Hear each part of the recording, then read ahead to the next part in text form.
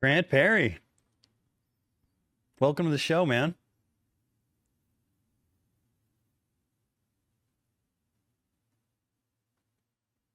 Can you hear me?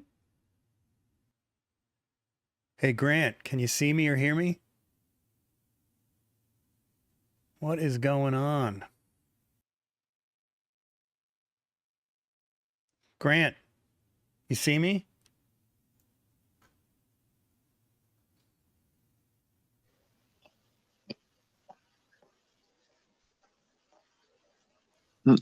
Can you hear me? Can you hear me? Can you hear me, Grant? Mm-hmm. Could you hear me a minute ago? My headphone volume was turned all the way down, so I couldn't hear anything. But can you see me, though? Yeah, I can hear and see you. Oh, how come you couldn't see me before? That was weird. Oh, it was open to my email and on the Zoom tab, so I couldn't. So I clicked over and I was like, "Oh shoot!" Okay. Well, I don't know. Maybe I should keep that intro. That was pretty funny. me eating some granola because I was trying to eat really quick before we started. Oh, shoot, that's pretty good. Well, hey, man, welcome to the show. Well, thank you for having me. Yeah, my pleasure. And that's a sweet stash. Oh, thank you. Digging that. I kind of started it just on a whim a year and a half ago, and it just kind of stuck, and now everyone's like, you can't shave it, so I'm kind of stuck with it. You got the face for it. Not everyone can pull that off. Yeah, so that's pretty good. Yeah, well, man, your work is amazing, which it goes without saying. I mean, that's why I invite you on the show, because I absolutely love what you're doing. Well, thank you. I'm flattered. I mean, I've been a fan of yours for a long time. Oh, so. Thanks. But I got to tell you, I noticed something. This is totally a tangent here, and no, your camera is not. Oh, my face is in the way right now.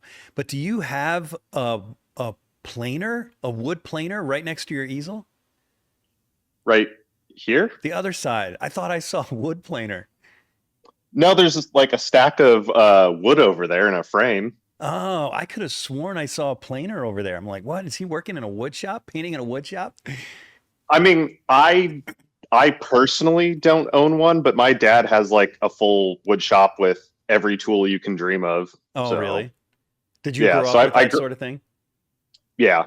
So I grew up, I mean, my dad like started off with, when I was a kid, having just like, the basic drill gun and some hand tools, and then then it was a miter saw, and then a table saw, and it slowly progressed, and now he has a bandsaw, really nice table saw, and a bunch of Festool products. Ooh, man, got the good stuff. Yeah. Oh yeah, like it's an addiction. I could go on it. Oh, it is. Like the Festool sanders, like in my opinion, they're the best thing on earth. They're so good. Oh yeah, they changed my life. I mean, I probably have so much sawdust in my lungs from years of not having a Festool sander. Yep. And you have to pair it with the vacuum. Well, obviously, yeah. Doesn't work without the vacuum. Oh yeah, it's insane. It's insane. It's such a game changer. I even sand panels in my studio and don't worry about dust getting on my paintings now because of that thing. Yeah, it's unbelievable.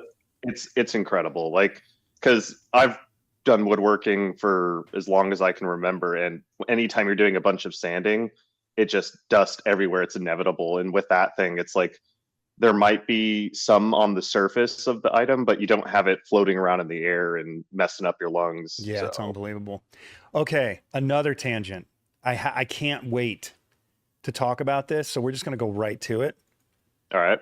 This is freaking hilarious. Oh, wait. Hold on. We got to pause it. I think you know what I'm going to do here. Yeah. Did you get some heat for this? Oh my word, so much crap. Like, people were so mad at me. What? And you kept it up.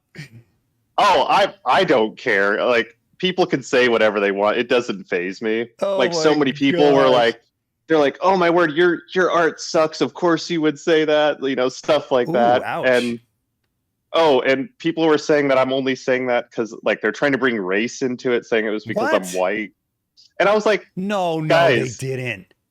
I was so surprised. I was like, guys, I'm goofing off and having fun. Like my bio on my Instagram literally says professional finger painter.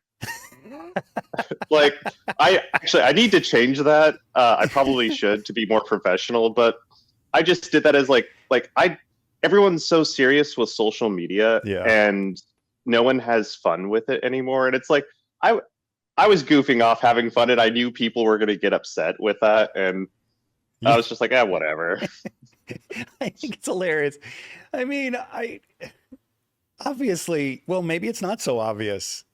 It's a joke, like, because obviously some people who do this can paint well. Yeah. Oh yeah. But it is such a dumb thing. Like, I'm just gonna, I've said it over and over again on the podcast. It's my pet peeve. These reveals are so dumb. It's for all it is something to get social media likes. That's the only thing that it achieves, and that's why people do it. And I understand, because there is an addiction to, like, this painting or post did really well and I got 1,000 likes, or I got 10,000 likes. And when they see something that does exceptionally well, they're like, oh wow, I got double what I normally get, I'm going to do it again. And then someone else does it, and so it just snowballs from there. Yeah, I don't know. It just, to me, this whole social media culture just feels like we're a bunch of squirrels, and one squirrel runs into the road in order to get a nut, and he successfully does it. So every squirrel after him stupidly runs into the road to get their nut. And it's like, but they don't understand how unbelievably ridiculous the behavior is, but just to get their nut. Yeah. It's just crazy. It's like, okay, it's just, come on, have some self-respect, you know? Anyway, I probably shouldn't rant so much about it, but it's totally my pet peeve. I'm like, every time I see one, I'm like, stop it, have some self-respect. It's one of mine as well. I mean, and I say that I have friends that have done it, other artists that I know, and I'm not trying to me doing that was mostly making fun of them. Yeah. Like, that's mostly what that was, because one of my buddies had literally just posted a painting reveal the day before, and I was like, I'm gonna get you back. And so I did that, and he literally commented, and he was like, oh no, I feel like this is directed at me. And I was like, maybe a little. But it was just goofing off. Yeah, that's too funny. I was cracking up. Well, the funny thing is, I had invited you, and I had said on the podcast several times that this thing annoys me. And then I invited you, and I'm scrolling through your Instagram, and I saw you rotating this canvas, and I went, oh no. And then I was so happy to read what was on the other side. I'm like, phew, I dodged a bullet on that one. I think it was, I forget the artist's name. He works with, I believe it's Maxwell Alexander, and he does Western. I'm blanking on his name at the moment, but he did a painting reveal too. Western at Maxwell Alexander. Yeah, I mean, that's what Maxwell does. Right, but yeah. He was like doing it, and I was like, oh no, he's doing it. And he turns it around, and it's just another canvas turned around, so it's just the back of the canvas again. And he keeps rotating it, and all you see is the back of the canvas. Gold. So it's like the anticipation and disappointment. Oh man. All right, now to more serious matters. Although some people that email me now and say I'm a racist because I agree with you on the sentiment. It's like something. Yeah. It was silly. That's a stretch. I don't know how they came up with that one. That is an absolute stretch. I think they were just looking for something. I don't know, like looking for something to be upset, or giving a reason for me saying that is somehow wrong or something. I'm not sure. Who knows? Who knows? Yeah. Anyway, good stuff. But all right, so tell me about yourself. You look young. You got to be like in your 20s. I am actually 31. Okay. So not, I figured maybe 28, Yeah. 29. Okay. I mean, it's if I shaved my mustache, I look a lot younger. Like 2 years ago, I was like clean shaven and just had a t-shirt. I was at like Target or something checking out, and the cashier was like, "Oh, well, how's high school going?" And I was like, "Ma'am, that was 10 years ago for me."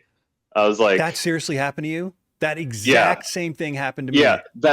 yeah." I was like, "No." When I I was was like, "I'm not that 26, young." I was walking through a mall and I graduated at 17. So 9 years in, Hmm. 26 years old. And a security guard stops me and goes, "Hey, you need to get back to school." And I was like, "Back to school?" Like, and I was in college at the time. I'm like, "Is that really your business?" He's like, "Yeah, it's not legal for you to be here." I finally realized he's talking about high school.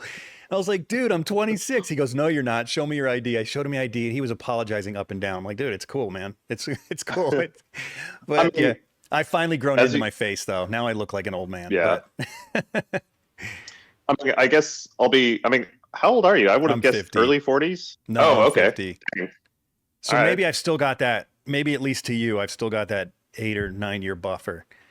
Well, But I was gonna say like my dad is, gosh, he was born in 65. mhm. So but he looks significantly younger than his age. Does he? So I'm like I won't be complaining about that when I get in my 50s or 60s. So Yeah.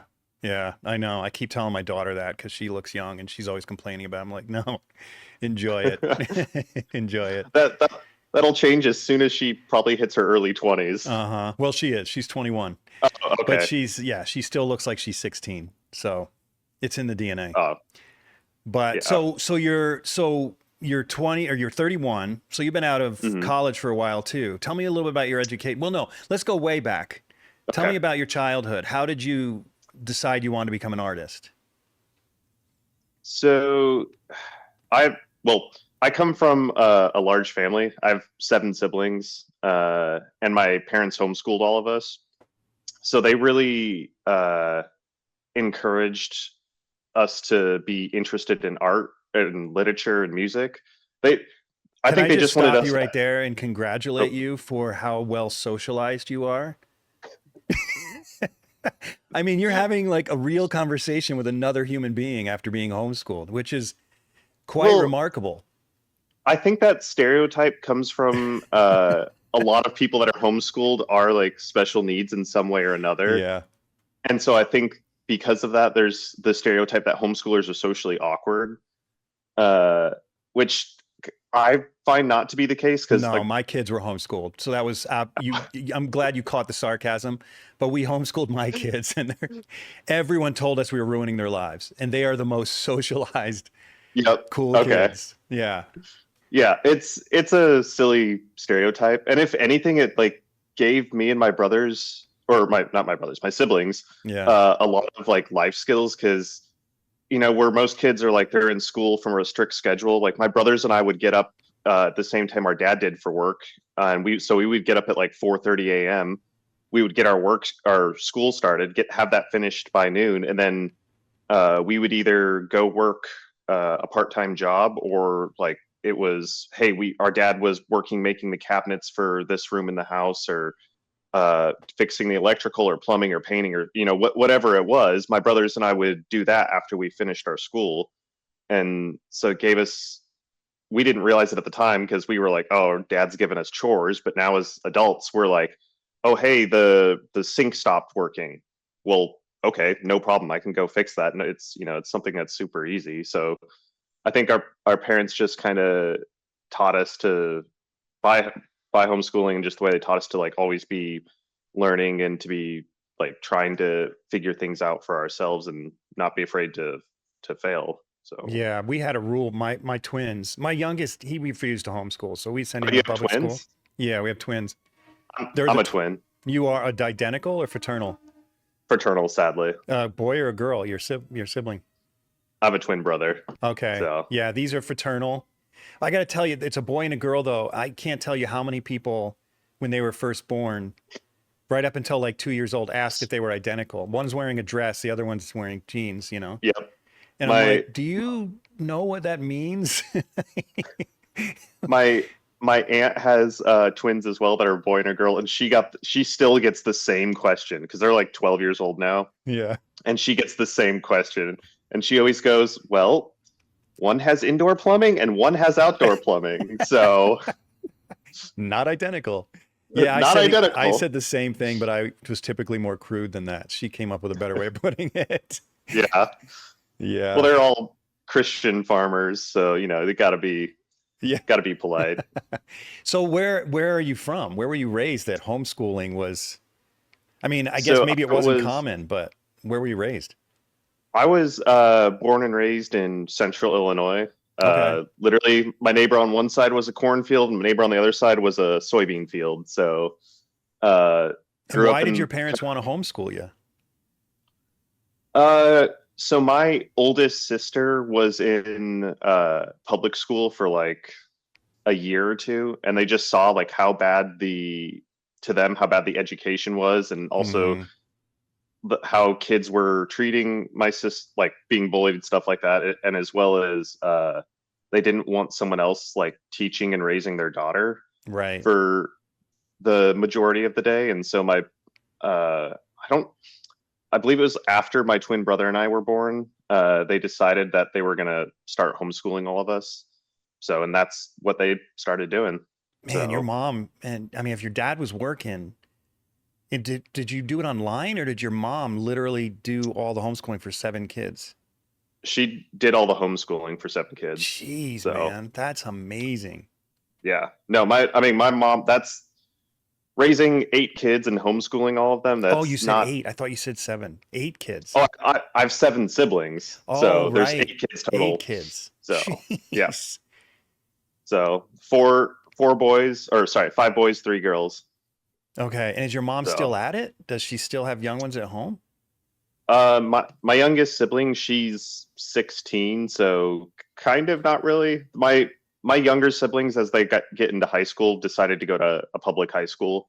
Mm, Uh, I think I'm not sure why. I think they just my 2 brothers did it for college reasons because they mm. wanted to go take all their tests and stuff so they could go to college, and that was easier. But besides my youngest, uh, 3 of my younger siblings, all of us were homeschooled all the way through.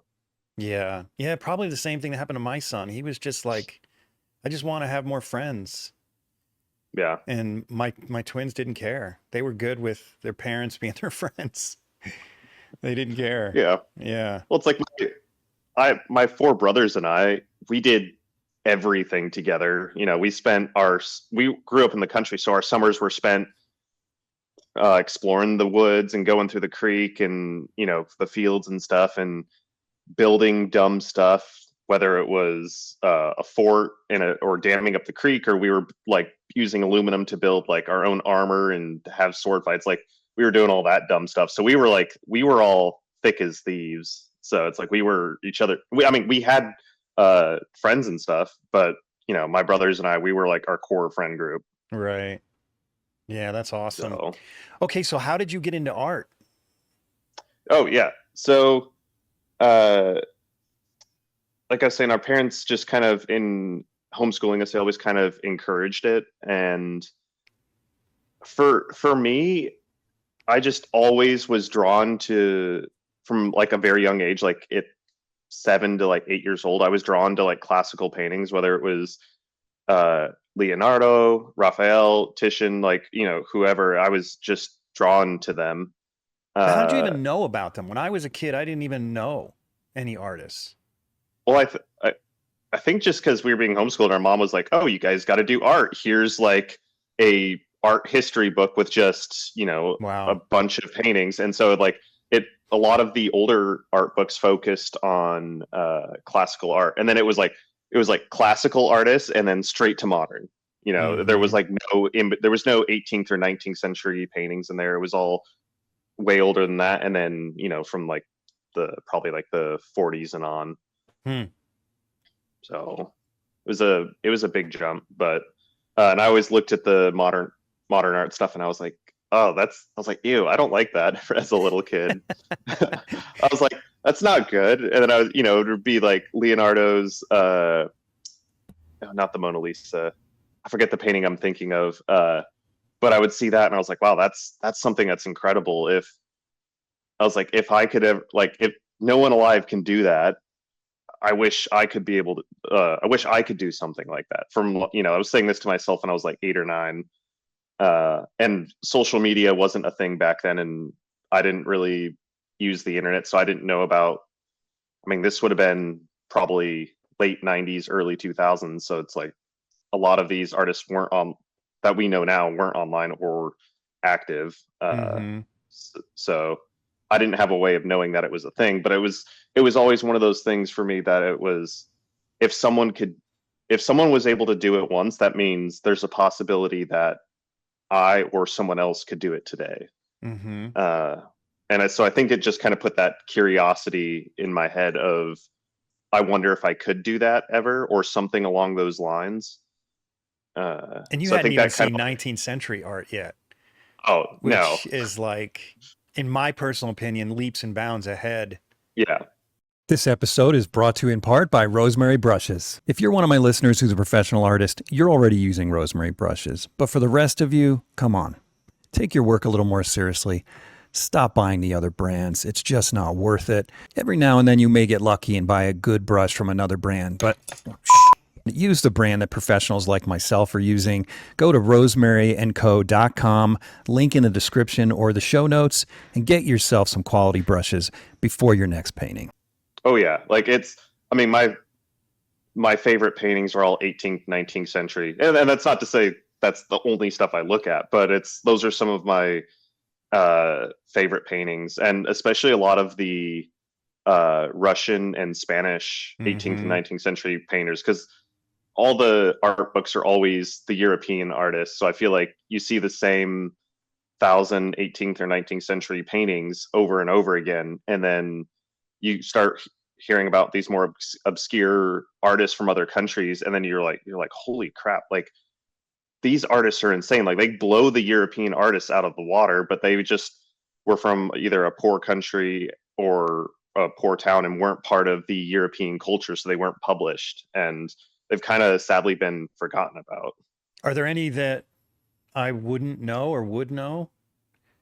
I mean, are you talking about like reppin' and fetchin', or more obscure than that?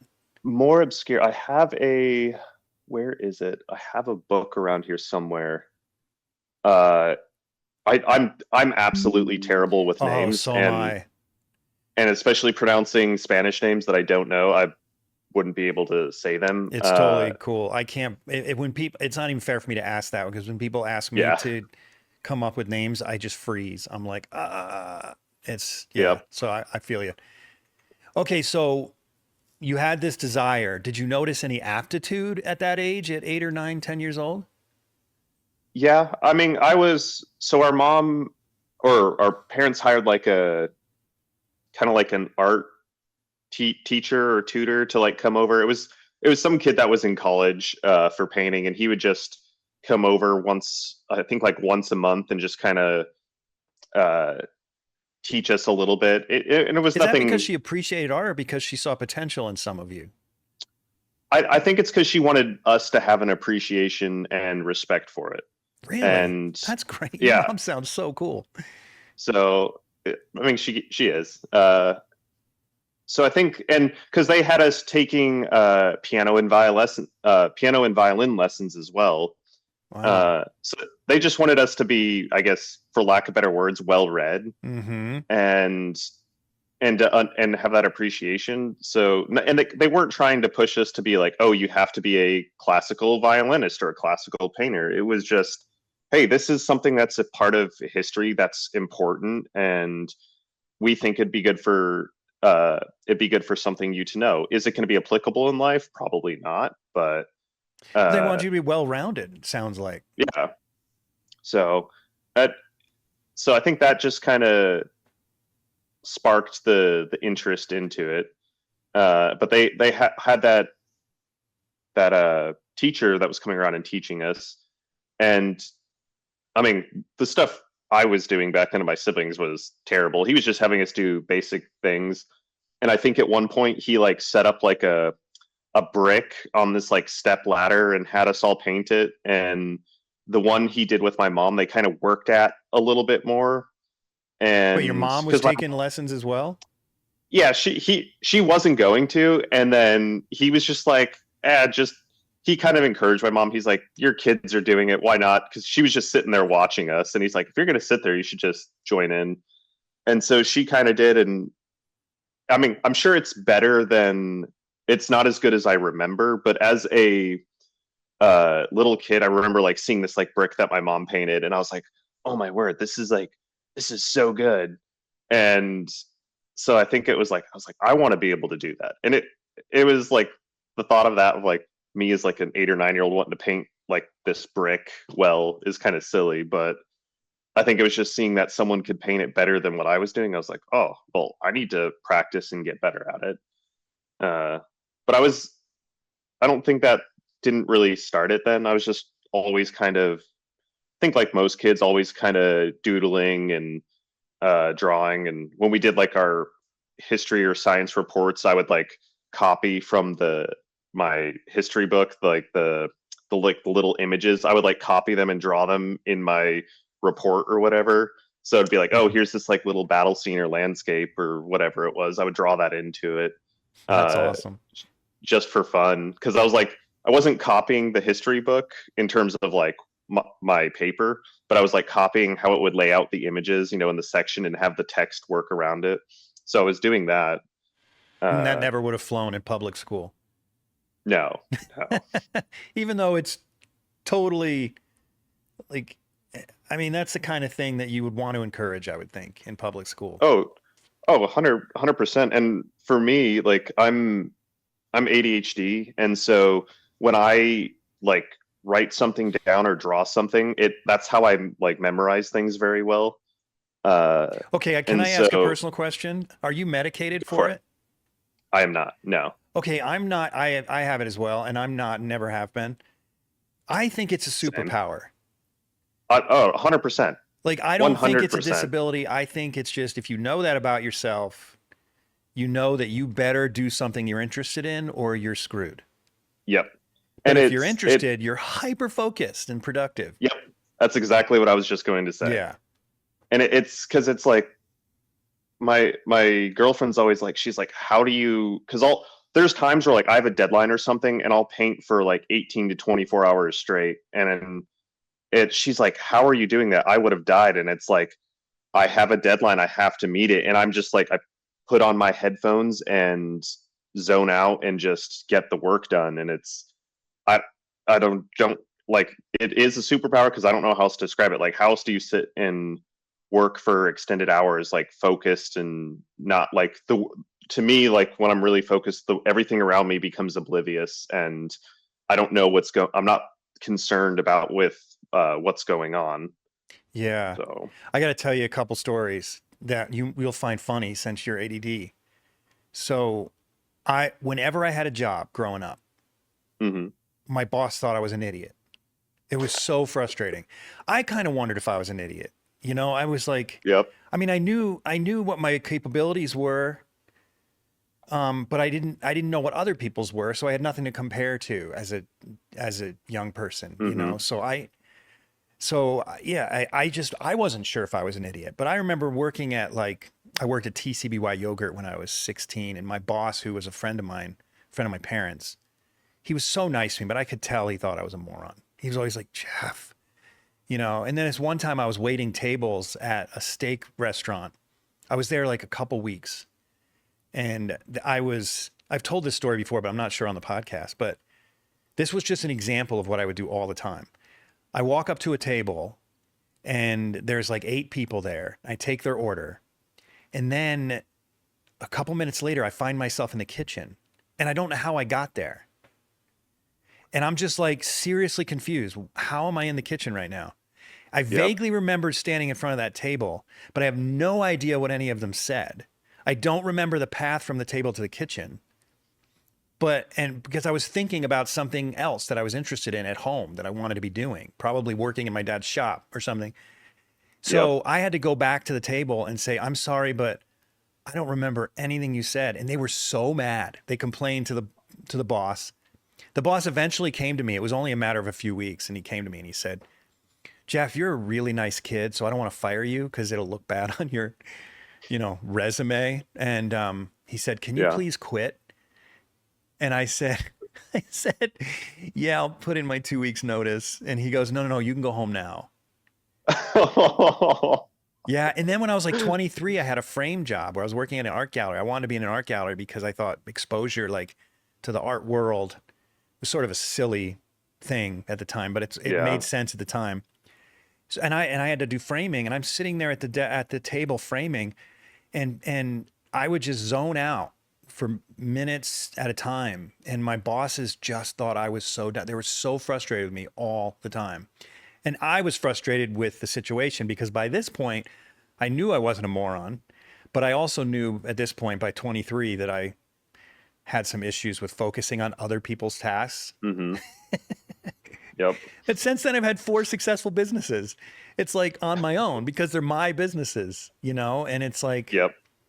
But I'm grateful I know that. And I'm grateful you know that at 31 years old about yourself, and you're not. And I mean, I wouldn't have judged you if you were medicated, but I was curious because I really think that it would be a disservice for me personally. I'm not judging anyone else to sort of numb that. Yeah. Yeah. And that's exactly why I've never wanted to get on medication, because it's like, for me, it is a superpower. And people have told me before, like, they're like, oh, if you're having trouble focusing, you should just, get on medication for it. And I'm like, because for me, it's like the thing that I can't focus on is if you're having me do like computer work or something that's not working with my hands. If I'm having to do computer work or something like that, I cannot focus. Like, I will procrastinate for hours to avoid doing computer work, or I will start working on something else, or whatever it is. But what if you were like building yourself a website? My guess is you could do that because it's something you're more interested in. Yeah, that's fair. Like, because that is for my business as an artist, and I think it would be like, oh well, I know this is going to help me, and I have an interest in it. Because it's not that being on my computer is the ADHD part. It's like it's having to do the like admin side, the mundane, which is the mundane, answering emails, sending quotes, doing the normal stuff that artists do, like that kind of thing is boring. But if it's something that I'm interested in or that I don't understand, like, I will get sucked in researching and learning about something and trying to understand it and figure it out. And so it's like, that's no problem. But it's like, if I'm having to do chores, I like having my studio clean, but it's like, I hate doing chores. So it makes it difficult sometimes. Mm-hmm. But when it comes to painting, it's, like exactly what we've talked about. It's like when I'm working, sorry, my dog keeps hitting my table. I didn't even notice. So if it keeps shaking, it's because he's either trying to scratch, or he just like knocked my hand. Sorry. Hey, can you lay down? Lay down.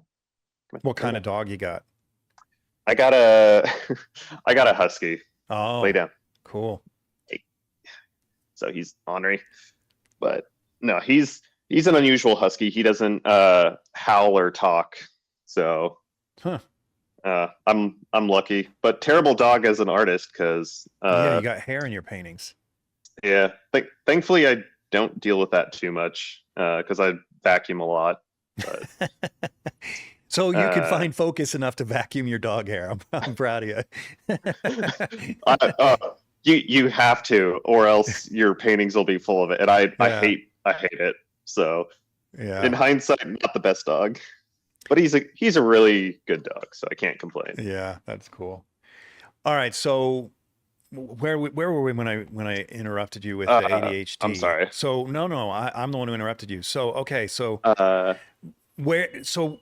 take me from your interest at 8, 10, whatever years old, to when you started taking it seriously and thinking about this as a career.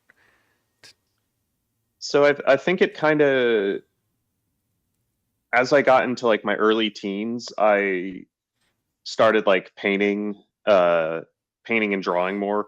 And it was nothing serious. It was like, I would try and copy like a landscape painting or something. Because when I was 14, 15, my favorite artists at the time were the Hudson Valley painters. Yeah. Like I just like Frederick Church, Moran. My son's named blanking on the after other one. Thomas Cole. Is your son's name Cole? Yeah. Yeah. My younger brother's name is Cole. That's cool. Yeah. So, but I just always loved, I just loved these Hudson Valley painters, and I was like trying to copy their paintings or copy photographs of paintings to try and paint like that. And so I just kept kind of doing that. And then there was at the time my family had moved to Dallas, and there was like an art festival. It's called the Cottonwoods here. Mm-hmm. And my family went to it, and we were just walking around, and there was this landscape artist named Jerry Malzahn, and he just mainly does like Texas landscapes. And my parents like kind of started talking to him, and he invited us over to his studio. And so like a couple weeks later, we went over to his studio, and he let my twin brother and I and our older sister kind of like paint with him for the afternoon. And he like, showed us his studio, was pulling out stuff, showing his process, and then taught us for a couple hours. And, actually I have it somewhere here in my studio. I did like this little 8x10 landscape with him that was basically just copying one of his, but I think that kind of opened my eyes like, oh, hey, like there's a career to be had as an artist. Because was this guy making a decent living from your perspective? Yeah, no, definitely. He definitely was. Because like his little, trying to remember his prices, like his like little 11x14s or 8x10s were selling for a couple grand. Wow, great. So as and that was 15 years teenager, ago at least. His work is significantly more now. Yeah. But as a teenager, seeing, a couple $1,000s is like, that's $1 million as a teenager. And so it's like, oh wow, this person's incredibly wealthy as an artist. Joke's on me now. But it is just like, it's like, oh wow, that, there's something to, there's a career that can be made here. And Did so you I think that kind of, this to your parents, and if so, what was their response? I think it was actually the other way around. I think my parents were like, hey, like you could have a career as an artist. Because they saw that like I was more interested in painting and drawing. I was just doing it on my own. And so I think they were just kind of like, hey, you're interested in this. Like, if this is what you want to do, pursue it. You can make a living doing this. So it's not going to be easy. But it was. That's great. Your parents had that insight. Yeah. Whenever someone on my podcast says that their parents encourage them, I'm just in shock, because it's the stereotype is parents are like, no, go to school. Don't be an artist. You're going to ruin your life. But every now and then I get an artist. It's like, yeah, my parents were like, go for it. I'm like, what? Well, I think that's because a lot of our parents came from like were alive during like the hippie era. Mm-hmm. Mine were. So they saw like the idea of being an artist is you're just going to smoke weed and travel like bum from one city to the next and, not do anything with your life. So I think that's kind of the stereotype, because it's like, if you like historically, if you look at artists, like artists used to be, they were the celebrities, like they were the Kardashians or whoever of the world. Like you might not know who someone is, but it's like, oh, that Raphael guy. Everyone knows Raphael. Like he's the guy. And like, they spent all their time in the courts with the royalty. So it's like, that's how artists used to be perceived. And so, I think the 20th century screwed that up something royally. Yeah. So sorry, I lost my train of thought. Yeah. But so it's, it's like, it's understandable that a lot of parents say that. But I think my I don't know what my parents wanted, like encouraging it so much. maybe they just, I've never really asked them about that actually. Maybe they just were like, hey, this is what my kid's interested in. So if this is what you're interested in, I want you to pursue it and give it everything and make something of it. So I'm not 100% sure there. I wonder if they noticed your ADD early on and thought, man, this kid's interested in this. He needs to go for it because he's got to do something he's interested in. I mean, maybe not. I just wonder. It'd be interesting. I don't think so, because if you think back to like the early 2000s, like ADD was like just becoming a thing. Oh, so your parents might not even have thought of it that way. Yeah, they really didn't. I think when I was getting like more in my teens, I remember that's when my parents started talking about it, because I remember I think it was either my doctor. Yeah, I was pretty sure it was my doctor was like, oh, maybe you want to put him on medication for this because he doesn't focus or act like a normal kid in the terms of like how I worked. So, and my mom was like, she was like, I don't think I want to do that. I'm going to look into that. And she did a bunch of research on it. And then she was like, there's no reason for you to be on medication. She was like, and she said exactly what you said. She was like, if anything, it's like, this is a strength or like a superpower that you have. So, so I guess it wasn't that. So it's just maybe, so your mom must have met this artist as well. That you met in Dallas. So maybe it was things like that, just the exposure to real working painters too. Well, I think that helped, but I think it was more so like the reason why we started talking to him is because my mom was like, oh, hey, my son likes to paint and draw and he's interested in it. And then my mom was like, you should talk to him. And then that artist just talked to me more. And then he was like, well, it's what you guys, like I said earlier, it's like, you guys should come to the studio. So I think it was just more so my mom was like, hey, you're interested in this. Here's someone that's doing this professionally. You should talk to them and kind of see if they can help you out or mentor you in some kind of way. So I think it was more so that. And then, as I got older and got closer to graduating high school, I didn't think that I was going to pursue art, because, one of my goals in life has always been to get married and have a family. Even from my teens, I wanted to do that. And I was like, well, if I become an artist, I'm never going to make any money. So I can't have a family if I'm not making money. So I'm not going to do that. So I'd originally planned to go to college for business or engineering. I'm not 100% sure what I was going to do. I was planning on joining the ROTC, the Navy ROTC, like my twin brother did. So that, like, I was planning on doing that with him. And then it was like, I forget when it was in the year, but like GCA or Grand Central Atelier sent an email, because my sister had been interested, so she'd like signed up for the newsletter. That's why we were on their mailing list. But then, so my parents were in it, and then they sent an email being like, oh, the deadline for the first year scholarship is coming up in a month. And because I was 17 at the time, and I was like, my mom was like, you should go here. You should apply for this. And I was like, I don't know if I want to. I'll never make a living. And my parents were like, just do it. Like, worst thing that happens, if you were the one worried about not making a living, and your parents were. Well, I was not making a living, as well as how am I going to afford this? Because I was 17 at the time. I hadn't really. I'd had like a part-time job, but it wasn't anything that I'd like. It wasn't like I'd saved up enough money to pay for full-time school or anything.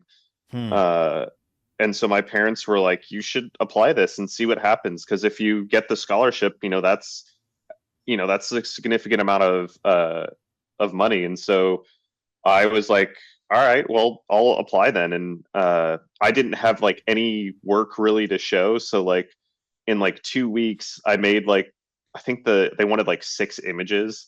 So I just quickly painted and drew like 6 different things to apply. Wow.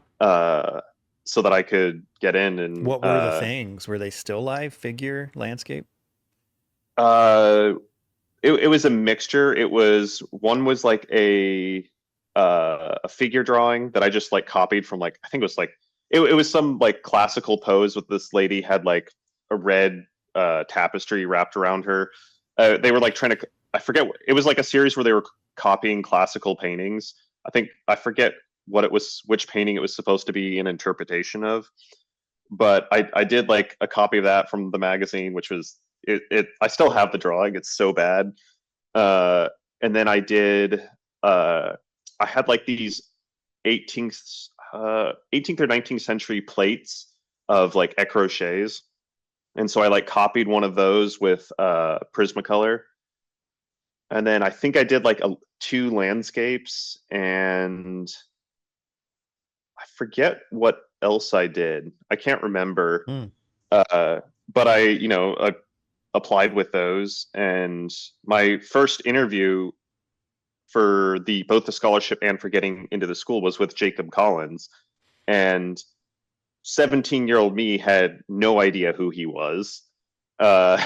So I think that actually helped me, because I'd seen a couple of his paintings through like GCA's website, and that was it. But I had no idea like how incredible Jacob was at the time. But like Jacob and I just started talking, and him and I are like, we talked for I think like 2 hours. It's supposed to be a 30-minute interview, Wow. but we just talked for two hours, and it was just we just kind of started talking, and then I told him I was homeschooled, and then that just snowballed, and then we were talking about homeschooling, and then interest in different historical events, stuff like that. And then eventually it was like towards the end, and he's like, well, I'm supposed to be interviewing you for the scholarship. He's like, I see that you have an interest in anatomy and art, obviously. He's like, because you're doing stuff that most people don't know about, because like a 17-year-old doing like an ecrochet drawing is kind of unusual. Because I don't think most teenagers even know what that is. So I think he could see that I had that interest in art, like more so in the sense of, oh, I just want to paint for fun. It was no, this like I have an interest in the sense of like I love 18th and 19th century art. So I think that helped me a lot, and I got I ended up getting the scholarship for the first year at GCA. So it was like, well, I guess I'm going to art school. Wow. And so I literally showed up in New York. Just cover tuition or partial tuition? What did it cover? It was just the scholarship to cover the first year of school. So just tuition. First year of tuition, I mean. That's pretty generous though. Oh, yeah, 100%. Like, because I think GCA at the time was about $8,500 a year. Okay. Or maybe it was 7,500. I can't remember what it was, but because this was back in 2012. So for like, I think that was like all the money I had in my name at the time. So it was like, that was a pretty. So you paid for some of your schooling after this first year? So I got the way GCA did it is like for the second, third, and fourth year, if you want to get a scholarship, you have to apply, because they don't want to just give a full ride to someone, and then after the first year, they're like, this isn't for me, and they leave. Right. So they do it per year, and it's, if I remember correctly, I don't think after the first year, I don't think it's changed. No, it was for the full amount. And then they had like, you could get half of it and then like a quarter of it for second and third place. And so I think after that, I don't think I won first place the second year. I think I got second place. But then I also applied for other grants and scholarships that my mom had found online, but the ones that were like specifically for classical art. Wow. And yeah, like these obscure ones, and it would be like, it'd be like, oh, I can't remember the name of it, but it was like a $2,500 grant to go to, because the person, he passed away, and he set up like a trust to allocate money towards students that were wanting to go study classical painting Jeez, and that's drawing. really cool. And my mom randomly found it, and so I applied for that, and I think that gave me like $3,500, and I applied for that every year after that. And then there were a couple others, and the ARC as well. So it was like I was applying to all those, and I pretty much paid for all of the cost of tuition through scholarships and grants. Like I think, like, I'm incredibly thankful for that. I think I had to make like, well, I didn't make it. So I was very fortunate that my parents were like, hey, if you're going to do this art thing, we want you focusing full time on art, on school, because I wanted to get a part-time job and work so I could afford it, so I didn't have to so my parents didn't have to pay for anything, because I have 8 siblings, and I'm like, paying for a kid to live in New York is insane. Yeah. And so I didn't want to put that financial stress on my parents, and my parents were like, look, if you start working a part-time job while going to school, they're like, you're not welcome to come back. Really? Like back home. They like put their foot down. They were like, you are not going to work a part-time job that's going to distract you. They're like, we are going to pay your rent and give you a small allowance for food, and your only focus is going to school. They're like, that is your job. They're like, nothing else matters but that. Which in hindsight, like, my parents were right, and I'm like incredibly thankful. Now, I didn't live like all bougie in New York. Like I lived as cheaply as possible. I slept in the living room with one of the guys I went to school with. I ended up, him and his roommate, they had a living room that was literally empty, and they were like, do you want to rent the living room for $400 a month? And I was like, yes. I have 7 siblings. I've never had my own room, and I also am going to be at school 90% of the day, so I really don't care about sleeping in the living room.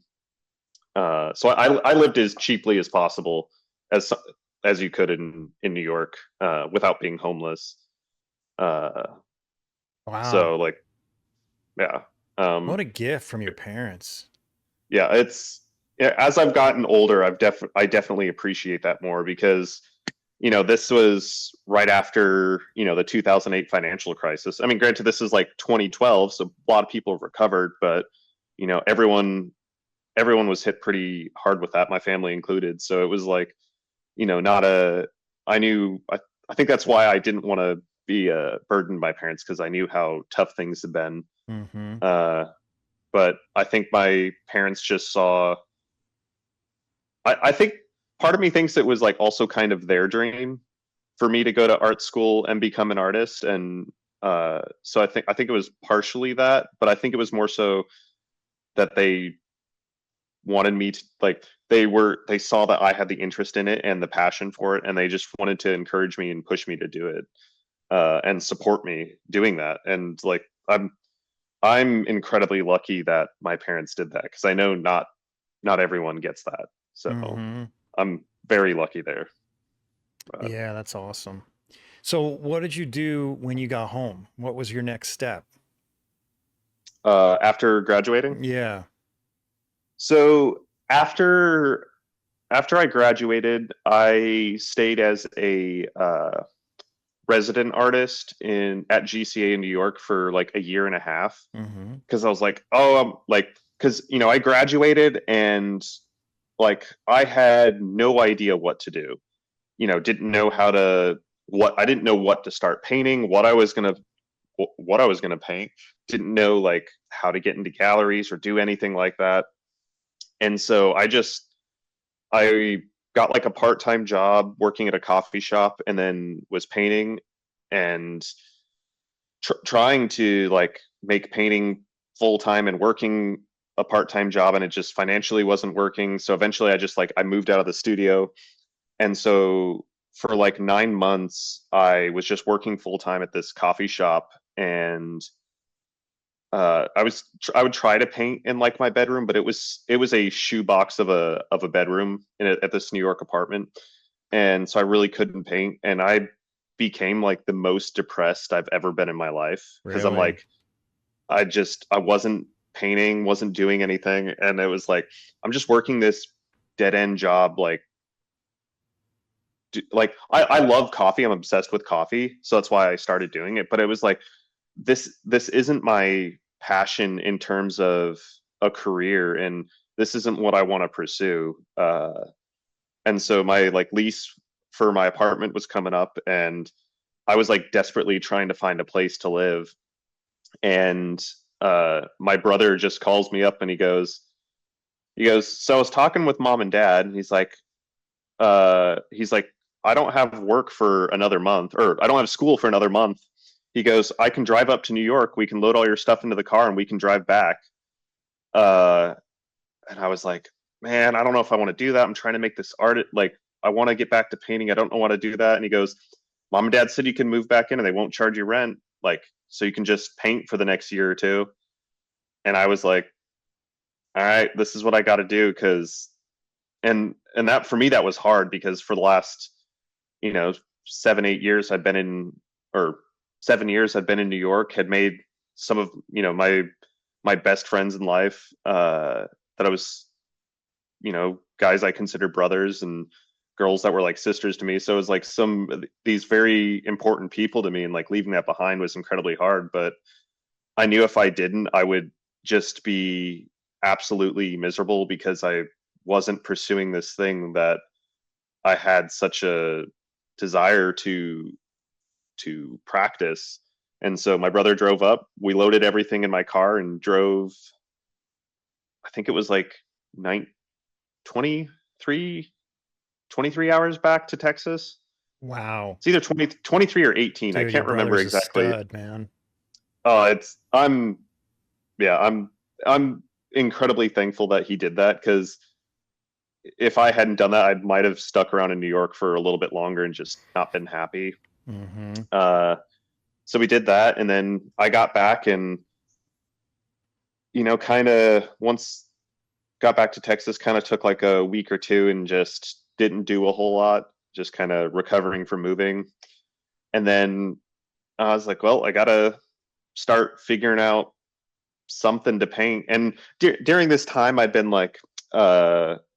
emailing galleries and stuff to like trying to like figure out how to start selling my work. And every single gallery was rejecting me, and they're like, they're saying the same rejection over and over, like the same rejection that you always get. And but you didn't have anything to show them yet. How are you rejected? Well, I was showing them the stuff that I'd like done from when I was like a resident artist at GCA, and some of the like still lives I'd painted when I was in school. I didn't show them any of the figure work, but because I didn't think that would sell. But my academic figure painting specifically wouldn't sell. Just because there's hundreds of artists that have done the same exact pose.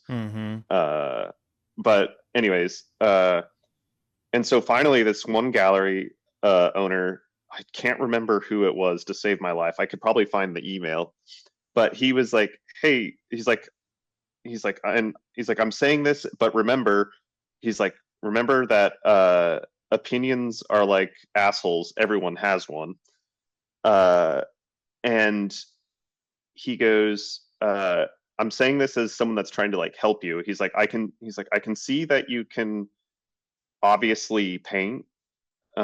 He's like, but the work that you're showing me is just the same academic pieces that everyone else does. He's like, it's not something that's a little bit more unique or it says, hey, this is a Grant Perry. He's like, I don't see anything like that.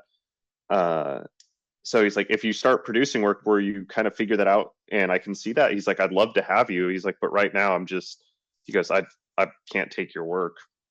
And so that, like, I think that kind of got the wheels turning. I'm like, all right, well, I can't paint the same, and the same like setup of flowers or same random objects. And I still kind of do that, and I'm to this day, but I'm trying to get away from that. But it was like, just like, all right, well, how do I kind of change? Because all these galleries are saying like, oh, we don't take still lives. Still lives never sell. Still lives are boring. And I'm like, all right, how can I take a still life and make it interesting to the point where you want it? I kind of took that as a challenge.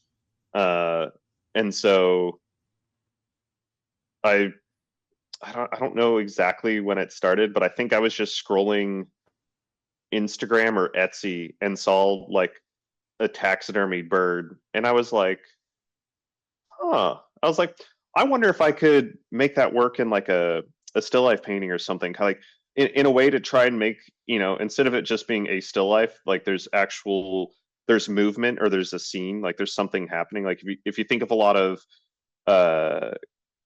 figure paintings, like it's describing a scene, there's movement, there's something happening. Obviously the image isn't moving, but it's depicting something that's happening. And so it kind of draws you in. And so I was like, well, what if I kind of did that with like still life? Is it just me, or the rest of you guys also get weirdly excited when you order new paint? Because I don't know about you, but when I get paint in the mail, it feels like Santa just dropped my Christmas presents off at my doorstep. With Vasari paint, my paint of choice and the podcast sponsor, it's even more exciting. And let me show you why. Because when Vasari shows up, it comes in this incredible box where each tube lays in this little compartment perfectly formed around the tube in this nice soft foam. And it's surrounded by velvet, red velvet.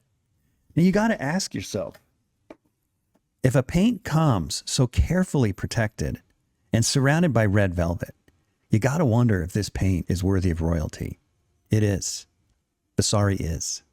So if you haven't tried Vasari, you're seriously missing out. And the thing about Vasari, it's not only the best paint out there, it's also made by an incredible company that's been around for 30 years and knows its customer by name. Do yourself a favor, go to vasaricolors.com and order yourself some for your next painting. Because at the time, like I wanted to do some figure work, but I was so harped on at GCA, like, you only work from life, you never use photos.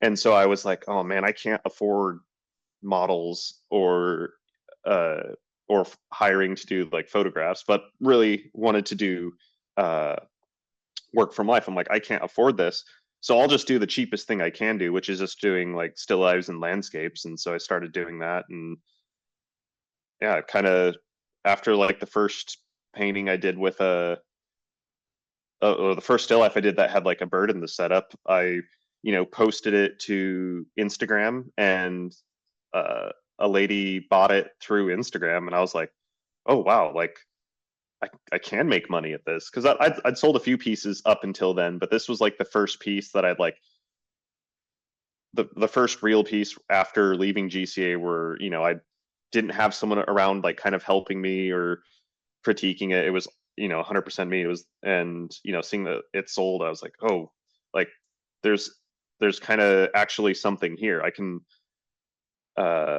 make a living with this potentially. So wow. So did you mark it for sale when you posted it?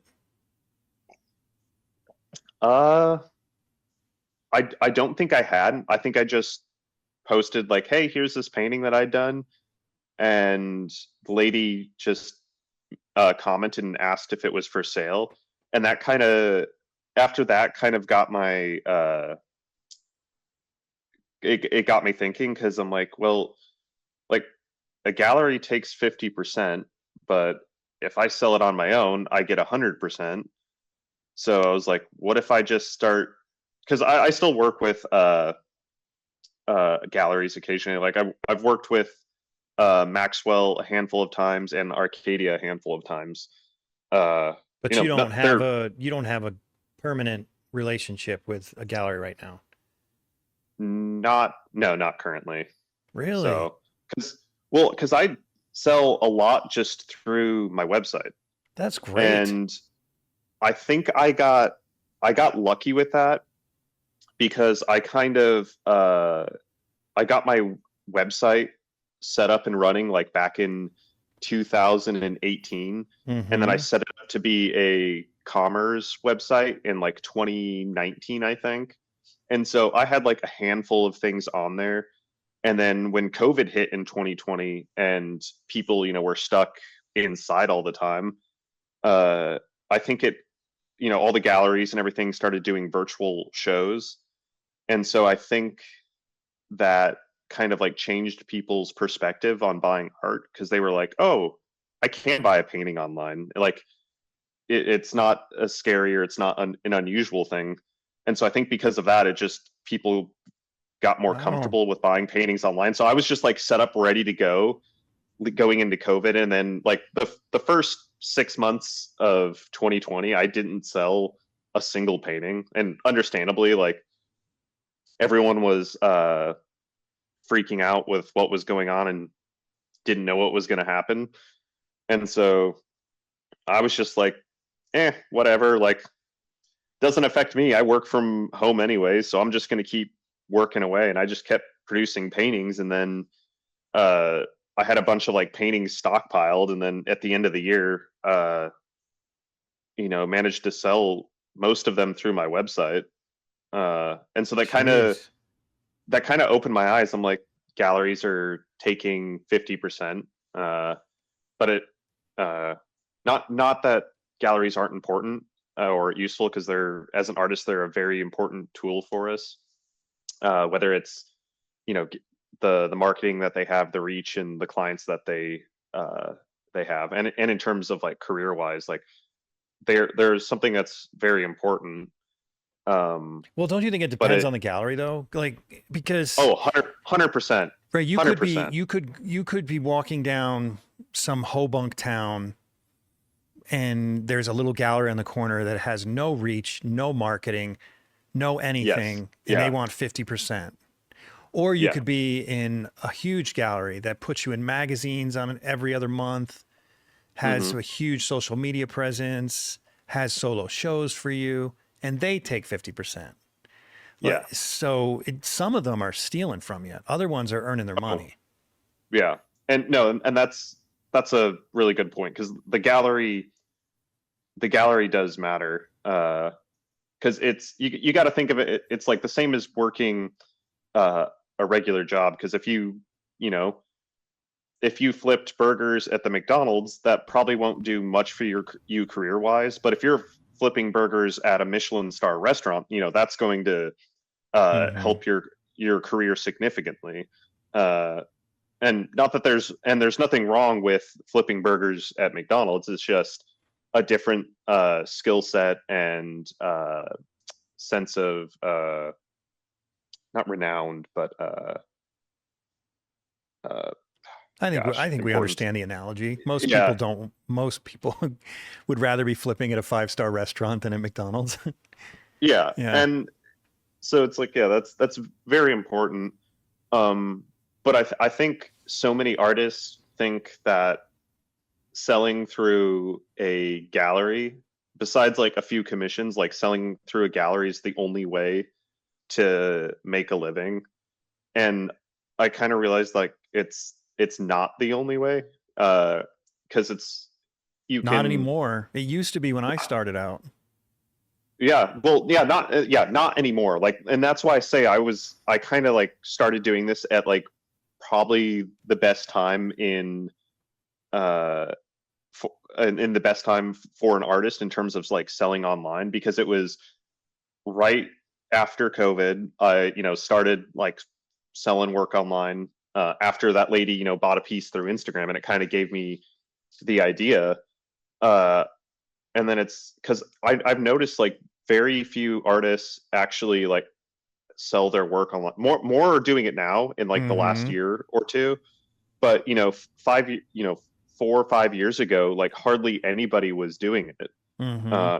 They would post it on their Instagram, like, hey, it's for sale, it's available. But I realized that from like a business side, like if someone sees something for sale, if they want it, they're going to buy it. But people like the convenience of something like Amazon, where they literally just go click add to cart and hit confirm purchase, and then it shows up on their doorstep, a week or two later, whatever it is. Like people really like the ease of that. And is that what you set up on your website? Pretty much. That's how I set it up. Okay, wait a minute. We got to go look at your website. This is really good information right here. So I just I just use Squarespace. So you just hit available work. And then, so if I wanted, man, you're getting some great prices. This is awesome. So if I wanted this one, I just add it to my cart. I'm not going to pay for it because I don't have $16,000 to spend, but you should just do it. Just take out a loan. It's fine. yeah, seriously. That's, oh man. All right. So then I just go to my cart, and then I'm good. I just check out and it ships to me. That's simple. Yep. So now, how long does it take? That piece would take a little bit longer to ship because it's I think like with the frame, it's like 54 inches wide. So it even says in the description, like, hey, this piece is going to require freight shipping and it'll have to be arranged. Okay. More than likely is what I would do, depending on where the person lives, is just drive it to them. Because I had an artist or a client in Oklahoma bought one of my paintings, my larger paintings, and I just drove it up to him. So why not? I use Squarespace to manage it, and it is like, my sister uses Shopify and I don't like it as much. It's not as easy to use, but like Squarespace is super easy to make a listing, adjust things, change a layout or something. It's not as customizable as Shopify, but I really like the simplicity of Squarespace and how easy it is. So how does it sounds like a Squarespace commercial here? So how does they should be a sponsor. So how does I wish. Yeah, I know, right? How does one set up the mailing list? Because I noticed it didn't come up this time because I'd already gone to your website. But when I first went to your website, a mailing list thing popped up. So if it's based on that's based on, I think how it works is it's the pop-up thing is cookies. So if it's the first time, then it will ask me.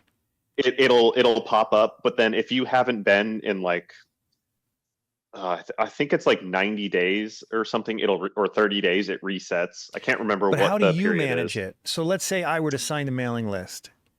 How do you manage your mailing list? It's I just use a Squarespace extension. It's literally managed through Squarespace.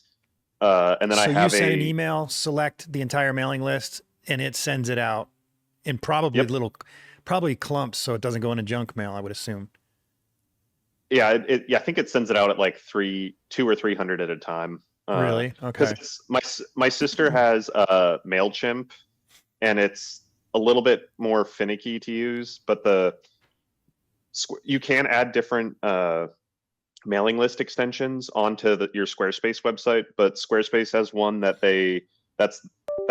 their own, and it's super easy to use, and it flows into your website super easy. So I just use that, and it makes sending out emails for the mailing list super easy. No, that's good information. So, I'm really curious about this because I gotta start taking my website more seriously. I've neglected it over the past decade.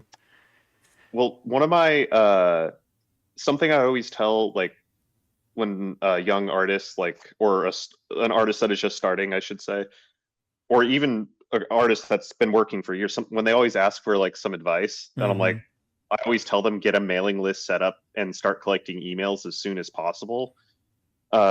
Because I didn't do that until like a year and a half ago.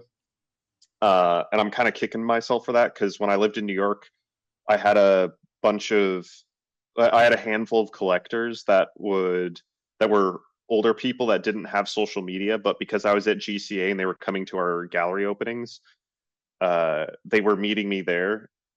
And so, and I got their emails, but I don't know where they are now. And I wish I'd had a mailing list set up then, so I could have collected them, so I could still that's good advice, contact them. Because I did like my buddy was teaching like a business course for small businesses, and so he usually charges for it, but he was wanting to branch out to try and work with like artists, photographers, musicians, and stuff like that. So he was just like, hey, just come and take this. It's just like a 1-day workshop to kind of show you like some things that you should do and shouldn't do, and just some advice. That's all it really was. But one of the things that he spent a lot of time on was the having like an email mailing list set up. And he said, like, for businesses, the value of a email, I think, is at like $15 an email. And so companies will buy entire like email mailing lists, and they will pay like upwards of $15 an email. And so he's like, that's how valuable a mailing list is for someone. So if you have that set up and you're collecting, and because someone that's going to subscribe to it is someone that wants to see your work, see when you release well, for our example, release a new painting or a print, or you have a sale, or or you're teaching a workshop, whatever it is. Like those are people that are, or if it's just like a studio / life update, like those people want to see that. Hence why they subscribed. And so it's like, that's an incredibly powerful and useful tool as an artist. So yeah, that's good advice. Yeah, I've neglected mine over the years. I mean, things are going good now, so I've sort of let it slide, but it would probably be wise for me to stick with it regardless. Yeah, I mean, I definitely encourage people to do that, because it is one of those things that sucks, because everything, you have to pay for everything. So I'm sure there's things you can do for free, but like I have to pay to host an email through Google, and then pay to have a mailing list host through Squarespace. So it's like, it's all added expenses. But I think for the email thing, I think it's like $150 or $200 a year. Oh, that's not that big a deal. Yeah. But I mean, if you think about like when you're in college or art school or something, $200 is a lot of money. Yeah, that's true. I thought you were going to say $200 a month. When you said a year, I was like, oh God, no. Okay. I couldn't afford that. I mean, if you have an insane number of emails, you would have to pay like close to $200 a month. But you're talking, I think it's if you have like hundreds of thousands of emails. And that's for like large companies, and that's just for, and that's because, like you were saying, it's not sending them all out at once, it's sending them out clumps, so it doesn't get spammed. Right. And yeah. Gotcha. So. Okay, let's look at your work. We haven't done, I mean, we've had the slideshow, which has been great, but let's look at more specifics. So what's better, your website or your Instagram for looking at work? I would say Instagram, because I need, same with you as you, I need to update my website, because I haven't updated the photos in forever. And just casually have the same thing posted twice. So your process is interesting. I know a few people that work like this. Like I think Carlo Russo works like this. Yeah, so that's kind of like how at GCA, how we're kind of taught. It's, you start by doing, for a painting anyways, you'll often do like a preliminary drawing, and then you'll transfer that drawing, do kind of like an underpainting or an eboche, either in color or grisaille. What's the difference between an underpainting and eboche? I've heard that word eboche a lot lately. Okay, but I'm getting different definitions. I'm pretty sure eboche is just French for underpainting, if I remember correctly. Okay. I'm sure someone will correct me on that. Okay. So in the comments, but I'm pretty sure that's what it is. But yeah, right, so an underpainting. Okay. That's what you're doing, is an underpainting. A thin, transparent layer of paint on top of the linen. So on top of a drawing on the linen. Yeah, that's so. On top of I usually do the block in on paper, and then I'll do a transfer of the drawing. Yeah, an oil transfer. Okay. And then just once that dries, paint over that. And this is the final painting from that. Yeah, that's the final painting, and that piece was a commission for some clients of mine. Did you use all taxidermy for all these? Do you have that many taxidermy chicks? Yeah.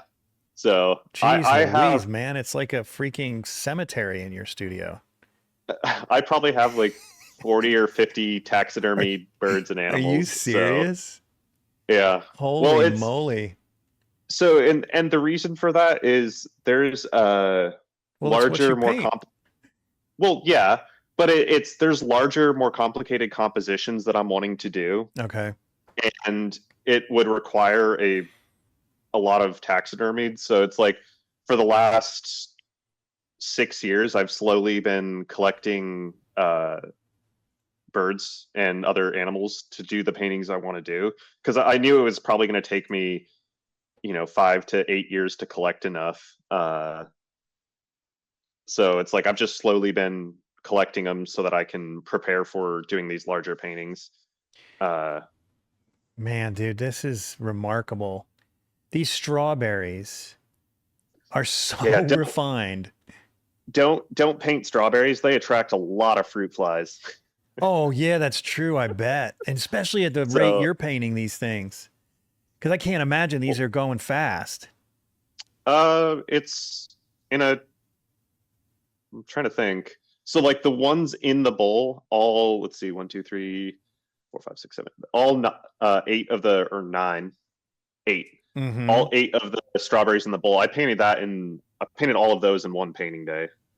So that was like 12 hours, 16 hours. So I think it was 16. No, it was closer to 18 hours because I was like, all right, I'm going to paint all these in the bowl, get them done in one chunk. And so you painted 18 hours straight in one day.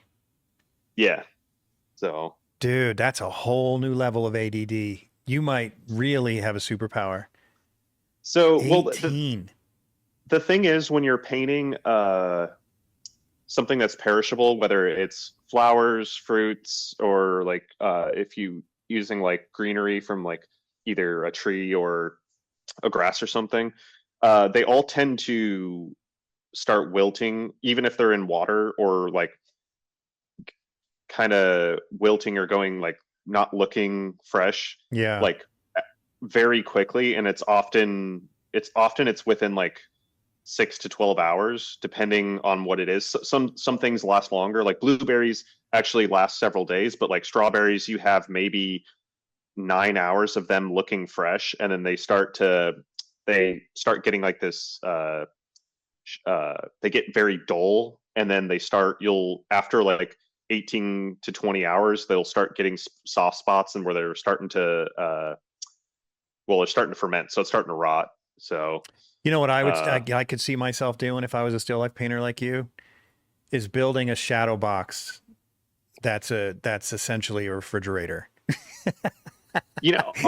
Honestly, I've thought about that because I want to do paintings with I want to do some larger paintings with fish in it, and I'm like, I've just been like working in my head, how could I build something large enough to do that? Because like, I mean, they have them in grocery stores, right? All the vegetables are sitting out in the open, but they're still being cooled down. Yeah. So yeah, I've thought of something like that, but I haven't done that because I haven't looked into it. I probably should, but I'm assuming it would be more expensive than I would want. Yeah, it would probably be pretty pricey. To spend. You just get an old used refrigerator and take it apart. Yep. So. Oh man, now you got me thinking. I'm not even a still life painter, and now I want to build it.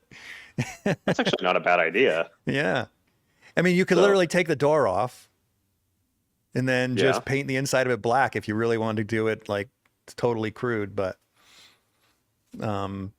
you'd be going through some electricity, but still. You can't turn it sideways because it'll kill the compressor. Well, actually, no. If you remove the compressor. Yeah, you take the compressor out, rotate it, and then you could rotate the entire either refrigerator or cooler. You could use either or. Or just take it all out and get and insulate a box and get all to the new box. Yep. Yeah, you could just do it with a used fridge.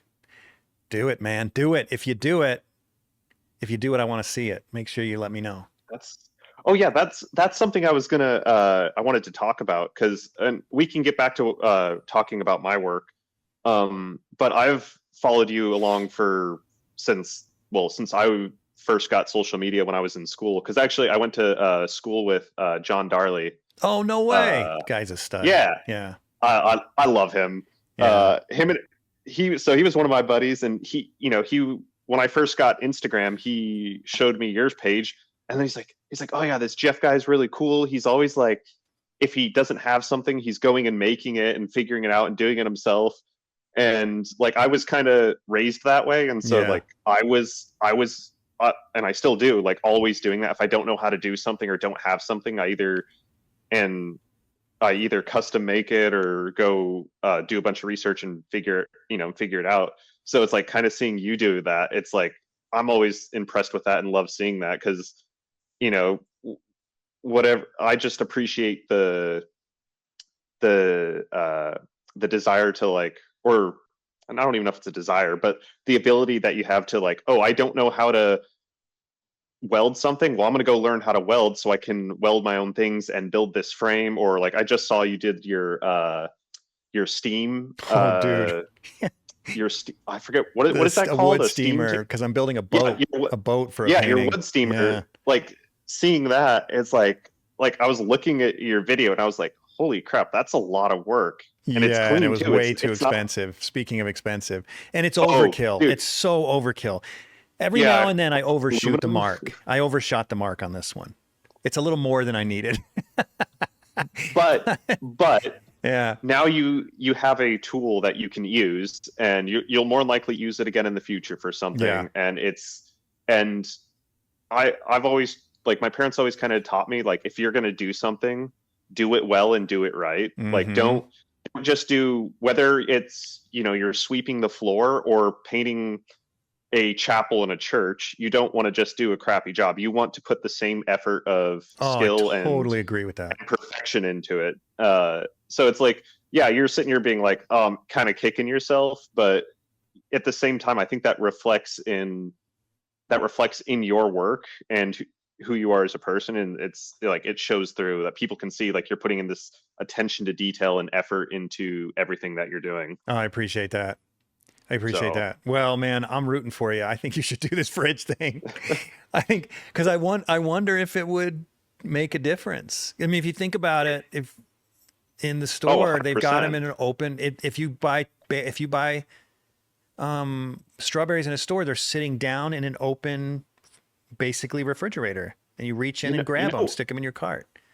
You know what? All I would probably have to do is find like a grocery store or something that's closing down, and they're selling them on like some kind of marketplace or Craigslist or something. Oh yeah, you'd be able to find something. Oh my gosh, I'm excited for you. That could be a game changer.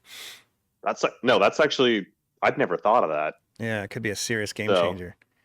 All the still life painters that are listening to this now are hopefully the gears are turning. You got to cut that out so they don't find out my secret. I know, right? We got to patent this, man. It's Grant Perry LLC, patent pending. So exactly. Oh man. No. Well, you know what? Those who don't have refrigerators, I don't know if you do this too, but it was either Carlo Russo or Grant Wood, who also do still lifes, and maybe it was some others too. I've interviewed so many still life painters, but that they'll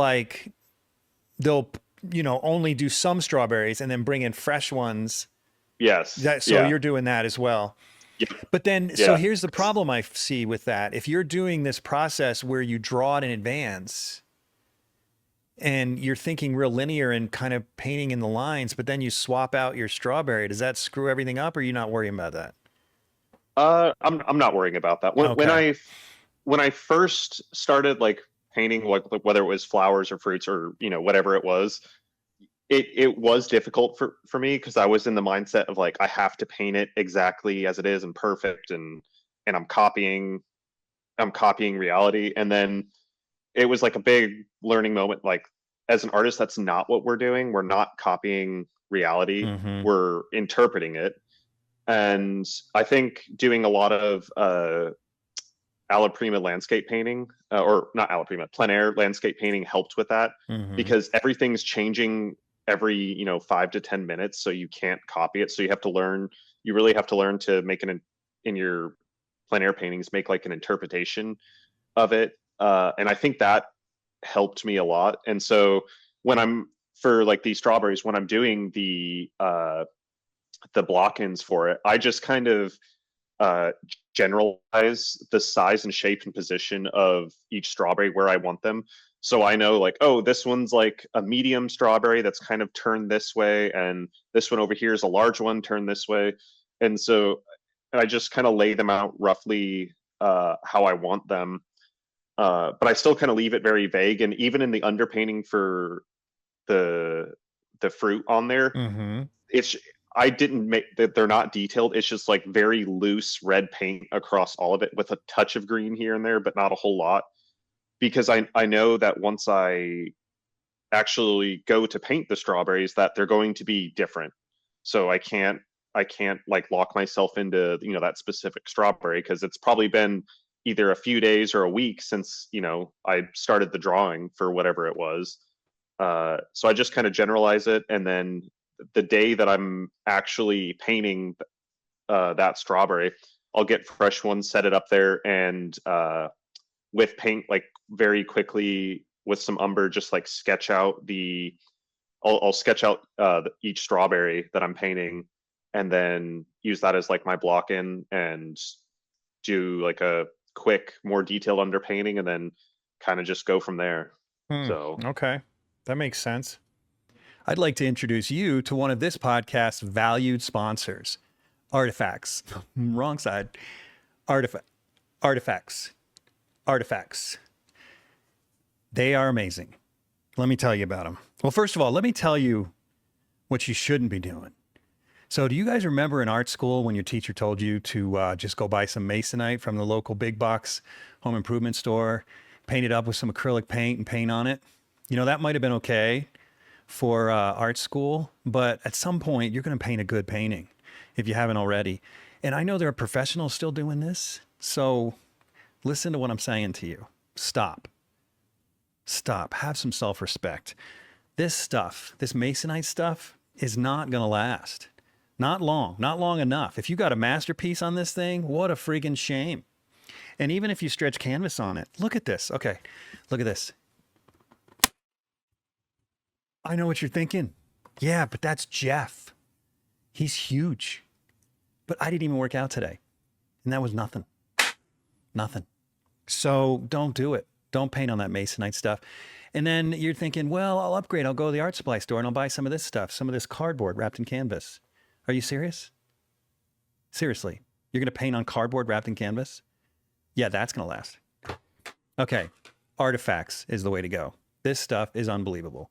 It is plastic sandwiched between 2 layers of aluminum, and then it has this incredible linen surface glued to the front with this, I guess it's like some kind of glue that is some sort of industry secret for ARTEFEX. Anyway, pretty amazing stuff. A lot of artists I know are using this stuff. It's high quality. It'll last you a lifetime. It'll last many lifetimes. So for your next painting, take yourself a little more seriously. Go to artefex.biz and get yourself some serious substrates to paint on. That's ARTEFEX.biz. Man, well, it looks, I don't know how you did that even in one day. I guess 16 hours is a long time, but still, I mean, that's remarkably detailed. Lots of, well, actually, strawberries are they're not as detailed as you think. So it's, yeah, I guess it makes sense. If you just sort of render the form, forget about the dents and divots, and then just a few little highlights and divots, and you're good to go. Yep. I think that's pretty much what I did, is that I painted the strawberry as just one large mass without any of the highlights or divots or seeds or anything like that. It's just, hey, think of it as a seedless strawberry. That's what it looked like. Right. And then I would come back in, and I guess it is more detailed than I'm letting on, but like, yeah, but that would simplify it dramatically, because it looks and then you just crazy. Yeah. So then you just paint like you paint the seeds in, and then you add little form for the less light facing side of the dimple and the more light facing side. So you're still rendering dimples. Yeah. You're still rendering dimples. Yeah, but it's very, like, I'm saying that, but it's like, it's literally like I just lay down a slightly darker note with like very quickly, and then on the bottom side laying a lighter note very quickly. So it's done fairly quickly. Like each strawberry on the table probably took 2 to 3 hours each. And some of them, like, I got frustrated and wiped them out and repainted them. Or because I just was getting too because when you're painting something that's super detailed, it's easy to get sucked into the details and being like, I got to focus on that. But when you're painting something that's very detailed and intricate, the most important thing is the overall form and value relations. And so you have to consider that first. And then once you have that established, it's very easy to come back in and add, those little details. And you don't want to make them your value range on those too extreme, because if you make them too extreme, then you're focusing on the details and not the overall form. So it's like you have to find a good balance when it comes to detail. Because I even used to be more detailed, and I slowly becoming less detailed.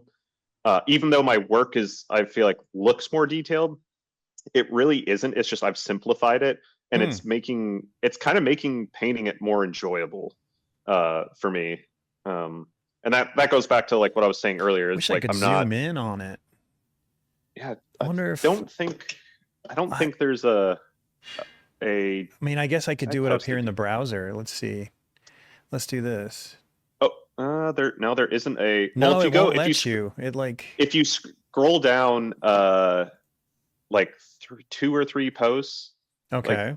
Like, or hit the over here. Oh yeah, right there. Oh yeah. There's you can kind of see. Yeah, no, that does help a little bit. I see some transparency in here. So yeah, and yeah, because I try and with my shadows have some transparency, and that's the hard thing. Like I wish you're seeing like a photo that's compressed and online, and it doesn't look the same as in person. And if you paint transparent to opaque and you do it well, it doesn't interpret in digital photography at all, or in photography. Because you can't see it in the photos, but in actually I have the painting right here, but in the background, it looks like it's just a black background, and it's which it is, but there's like an umber underpainting, and then I've painted black on top of it, and the paint is semi-transparent, so you see the brush strokes and some of the umber coming through. Is it actual black paint or some combination of color? I actually don't use any black on my palette. It's just ultramarine and burnt umber. Oh, okay. That's kind of what I figured you'd say. Okay. Yeah. Because I think it just makes black is dead when you use it for a background. Yeah. Well, I mean, since it is an earth tone and umber, it does sink in incredibly fast. But anytime I used black, I was always adding a ton of umber to it, whether it was burnt or raw umber. And I'm like, why am I doing this? Like, there's no point in me having black on my palette, because I'm basically mixing a completely different color and then adding others. Like, I make this black, I'm not happy with it, and then I'm adding ultramarine and raw and burnt umber to it to make it better. And I'm like, I can just mix the two together and save mixing time. Right. So I took black off my palette a long time ago, because there's really no need. And I think it has a better, in my opinion, it has more depth to it for a black. Oh, I totally agree. So, yeah. All right, let's see. I want to get a detail of some of your birds. It's not super close. I think if you scroll down a little bit further, there's some more. Here we go. Yeah, there you go. Here we go. Yeah, that's gorgeous, man. Does this taxidermy come on a little post like that? Yes and no. It depends. That one didn't. So I ask depending on who I get my birds from, I'll ask them to not put the birds on any kind of perch, just have them posed with the wire sticking out. So that way I can set up either the bird in a setup, or like for that, I just got a piece of oak, an oak dowel, drilled some holes in it, and then I put a light stain and varnish, or not a shellac, I mean, on it, and then screwed that into a panel that I made.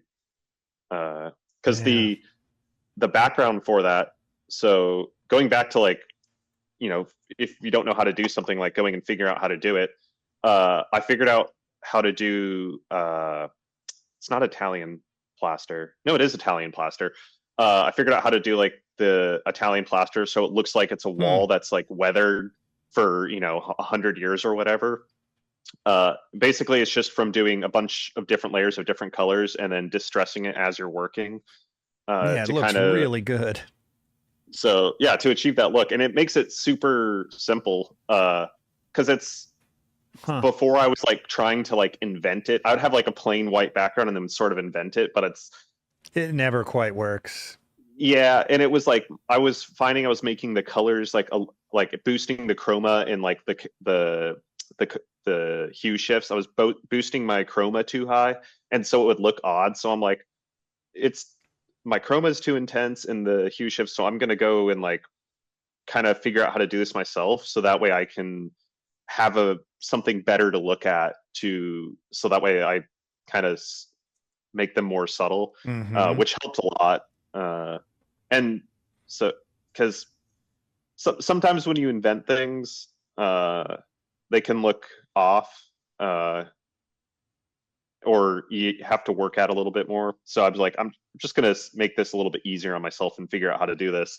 So I like bought a bunch of Italian plaster, and I bought probably like 30 or 40 different things of pigment, so that I could make my own colors of plaster, and so I could have the different layers with the different colors in it. Yeah, that's way cool. So do you just have a bunch of panels laying around with different background textures? Yeah. That's cool. So, and it's to find like a background or something.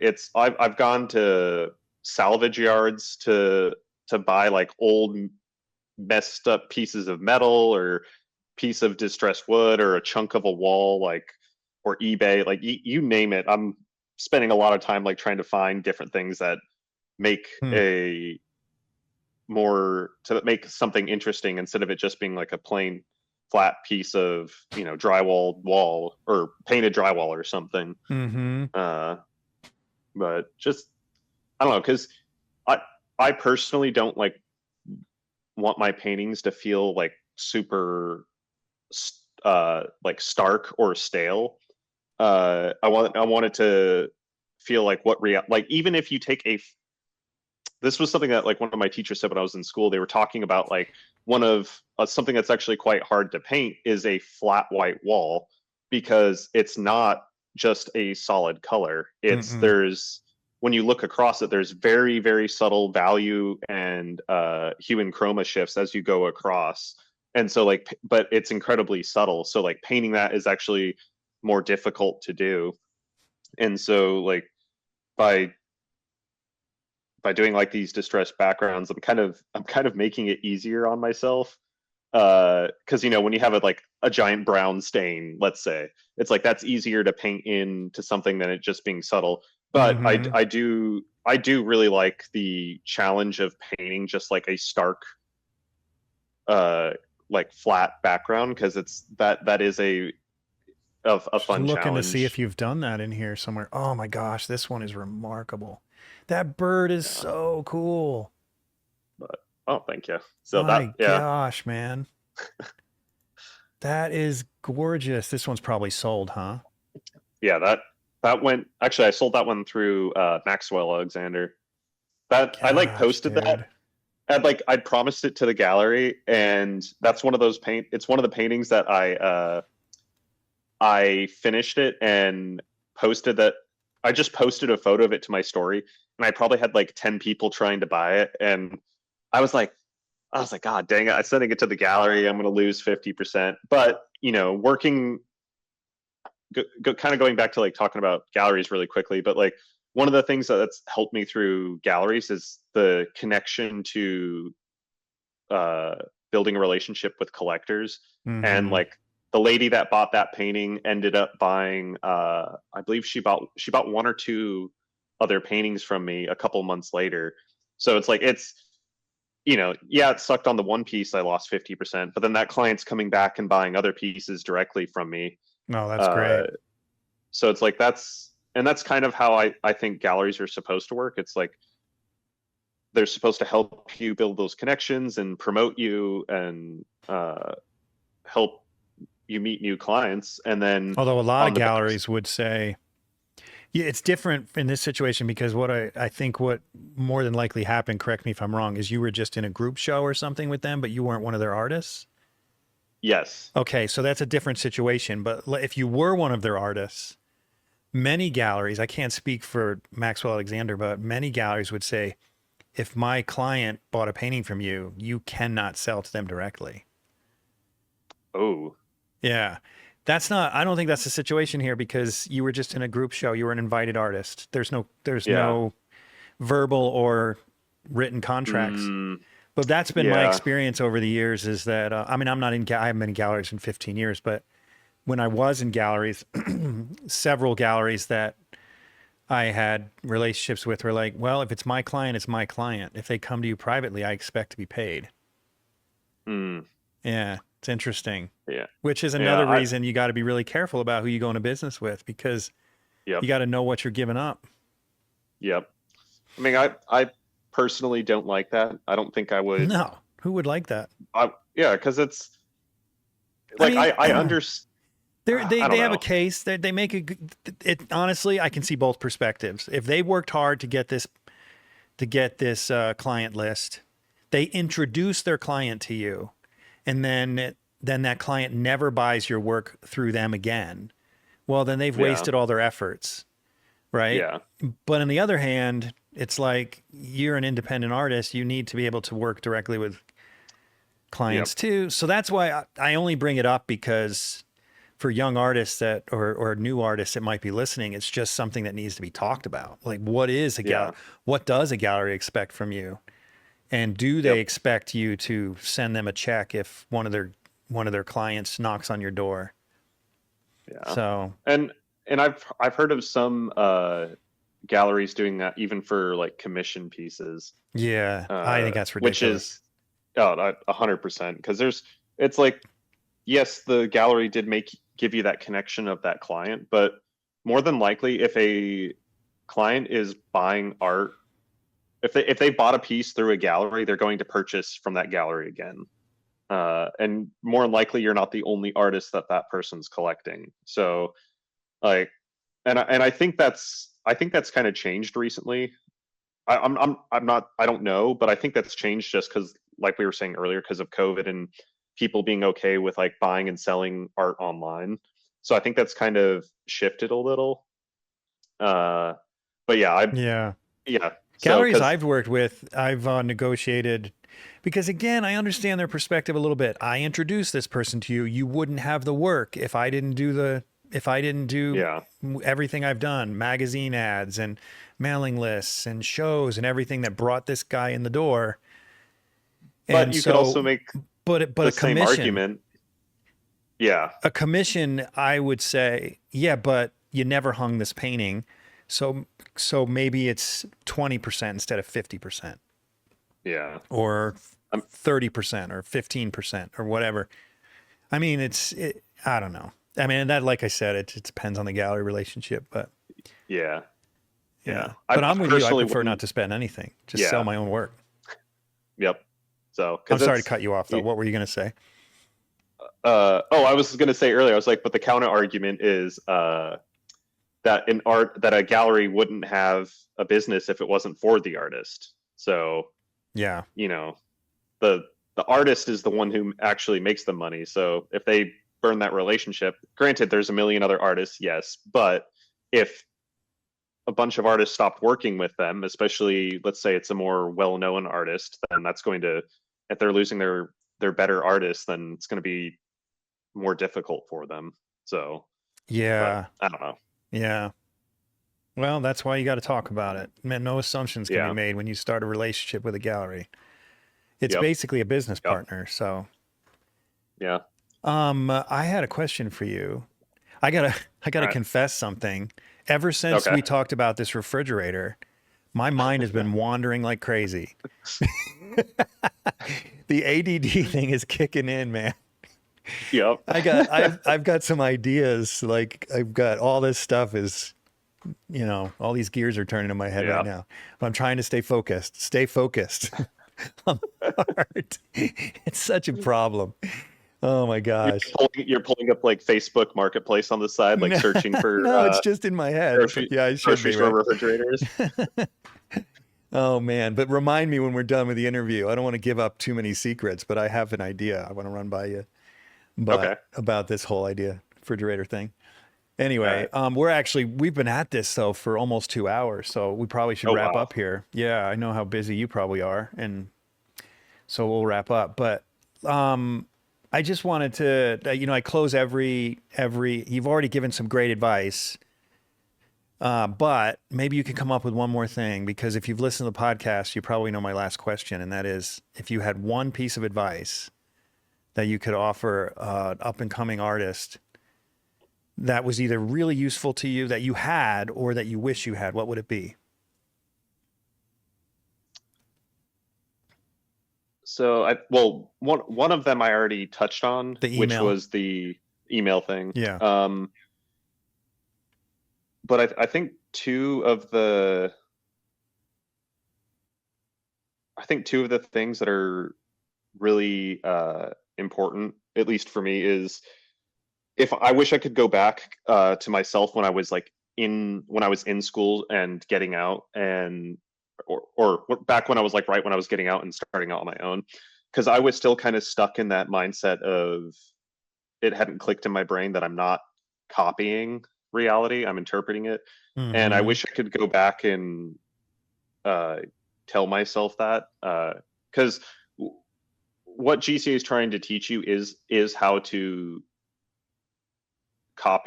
not copy. They are trying to teach you how to interpret reality, but I had just taken it as copying. And so trying to always do that and failing, I wish I could go back and tell myself, like, it's okay for it to not be exactly perfect, and that sometimes like you have to change things to make it better, whether it's a portrait or a figure or a landscape or still life, whatever it is a lot of times as artists, like we change things to try and make them a better painting or drawing. And that took me longer than I would like to admit to kind of learn. And I wish I kind of understood that from a earlier age. And the other thing is, I think Wait, so many, especially, before you give me the other one, I got a follow-up question for this one.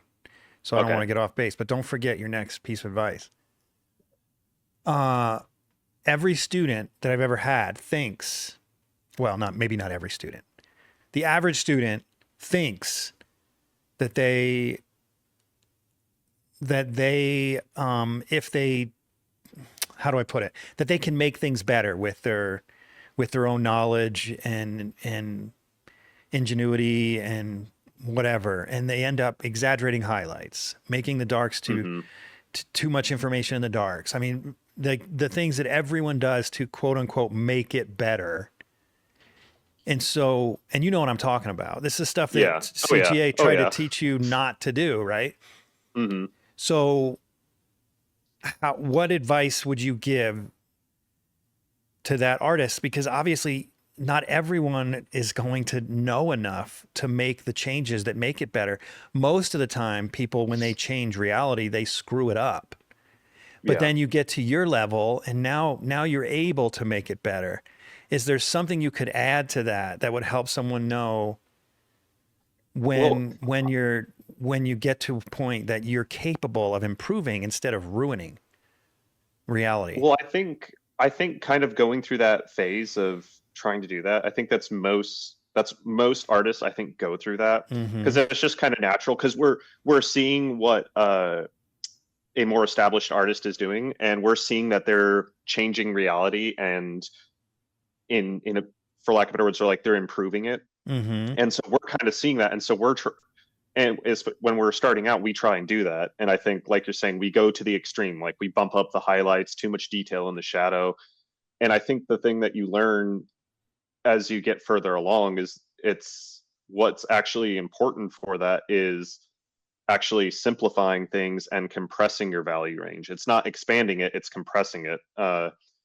So it's like, especially if you look at a lot of 18th and 19th century paintings, it's like things are very simplified and the value range is very compressed. Like it's not often that you find like black straight out of a tube on one of their paintings. More than, you know, often than not, like the value range is actually quite compressed when you look at it.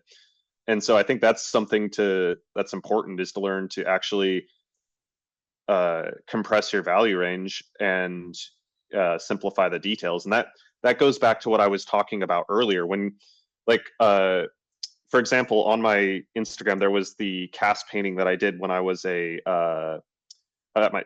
up a little bit. That one right there.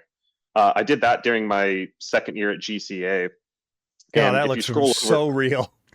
If you scroll over, there's some details even closer. I think there's one that's like of just the mustache. Okay, that's good. That's good. But that is detailed. You can see how, like, when you see the whole thing overall, like it looks like there's that cast hanging there on the wall. But when you zoom in, it's like incredibly detailed. And that was like, for me, it's like it realized like, well, when I started that piece, all the teachers said, don't do this, because everyone gets lost in all the subform, painting every single little detail. And like what we were saying, they make the detail, the shadows too dark and the highlights too light. And so it looks really off. And so I was like, all right, well, I'm going to take that piece. I want to do that piece then, because I know this is a thing that people often do. And I was having that issue of making my details too, or your darks too detailed, making the details making them too, making the contrast too high on all the details. Oh, gotcha. Yeah. So I was like, well, I'm going to do that piece then, because it's both overall form and all these subforms. So it's like there's a lot going on. And so I think doing that like really taught me the importance of that, because like everything is so compressed in that, because it's getting a lot of bounce light from the rest of it. So none of the shadows actually get that dark. So it's like your value range has to be incredibly controlled on that. That is seriously, I've seen a lot of good casts. I don't know that I've seen one this good. Well, that's insane. I'm not gonna, man. I'm gonna fluff myself up here. Not fluff myself up. Brag a little. Go for it. Brag a little bit. Jacob Collins said that was one of the best, if not the best, cast painting to ever come out of GCA. I believe it. I've never seen one that good. And that was, and yeah. So apparently that's still used now as like the standard. That's amazing. Good for you, man. And it's the one he told you don't do. It's too scary. Yeah. So dang. Well, I think I just, for whatever reason, whenever someone tells me not to do something because it's going to be difficult or hard, I'm like, all right, I'm going to do that then. I'm going to go figure it out and do it. So I think it was just, I wanted to, because before that, so I went from not having painted. I mean, I'd like done some stuff in my studio, so I hadn't really painted. I did my first year of drawing at GCA, and then in the second year, you start painting half the day and drawing the other half from the figure. So I did like some value studies, like maybe 5 or 6 value studies, and then I started my first cast painting, and then I started my second cast painting, and then that was my third ever. So I'd done like less than a dozen paintings in my life at that point. Unbelievable. So, granted, I had been drawing, and so learned that like controlled form and modeling from graphite drawing for, a year and a half leading up to that. But in terms of painting, like I was still figuring it out. I mean, I look at that and there's so many mistakes or things that I hate and that are wrong. And like, I wish, like, for example, the wall and the cast shadow from the cast, like the paint is so opaque and it bothers me to no end. Which you can't see online. And no one else is thinking this when they look at it. I know it's only me. Like, I wish I could go back and scrape out the background and the shadow and have it be a lot of like more semi-transparent or transparent areas of it to kind of to bring life to it. But that's we were painting in grisaille when we were doing that, so there's no color on your palette. And I cheated with that. I was going to ask you that, because it looks like you're using more than black and white. Yeah. So I cheated and added yellow ochre, raw umber, and raw umber and burnt umber to my palette. And what's the? Oh, I got it right I don't here. use Hold on. raw umber or burnt umber. Which one's warmer? Is it burnt umber that's warmer? Yeah, burnt umber is warmer, and then raw umber is it's more green. Sorry, the camera's backwards. It's actually no. It's raw umber is actually a low chroma yellow. Okay. Well, it depends on the brand and which specific pigment they use. A lot of them are more green, but if you get the pigment that's in the Michael Harding one, it's just a low chroma yellow. So this is probably my most used color. I absolutely love raw umber.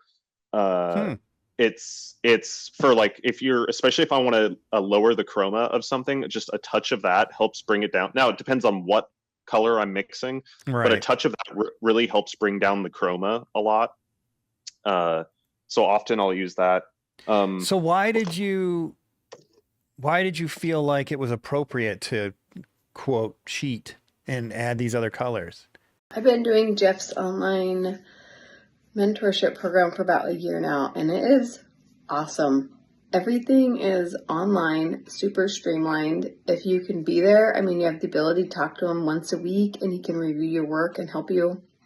If you can't be there, it's pre-recorded. You can go back and even re-watch things if you missed something during class or couldn't be there. So the online portion of it is almost better than real life because you can always go back to it, which is awesome. The demos are recorded. It's just like all available whenever you need it. And I'm a stay-at-home mom of 4 and my time is limited and it's also very interrupted. And so to be able to go back has been clutch for me. And you get to work with Jeff HEIN, who's awesome. He's tough. The assignments are simple, but difficult, and they're difficult to make us all better. And he's able to give us these assignments, coach us through it, help us stay excited to progress. And so it's just been a great experience. I am so grateful that he has been willing to take time away from his own art to offer all of us to have it. So if you're thinking about doing it, it's amazing. To learn more about how you could have me as a personal mentor, check out the link to HEINatelier.com in the show notes or video description.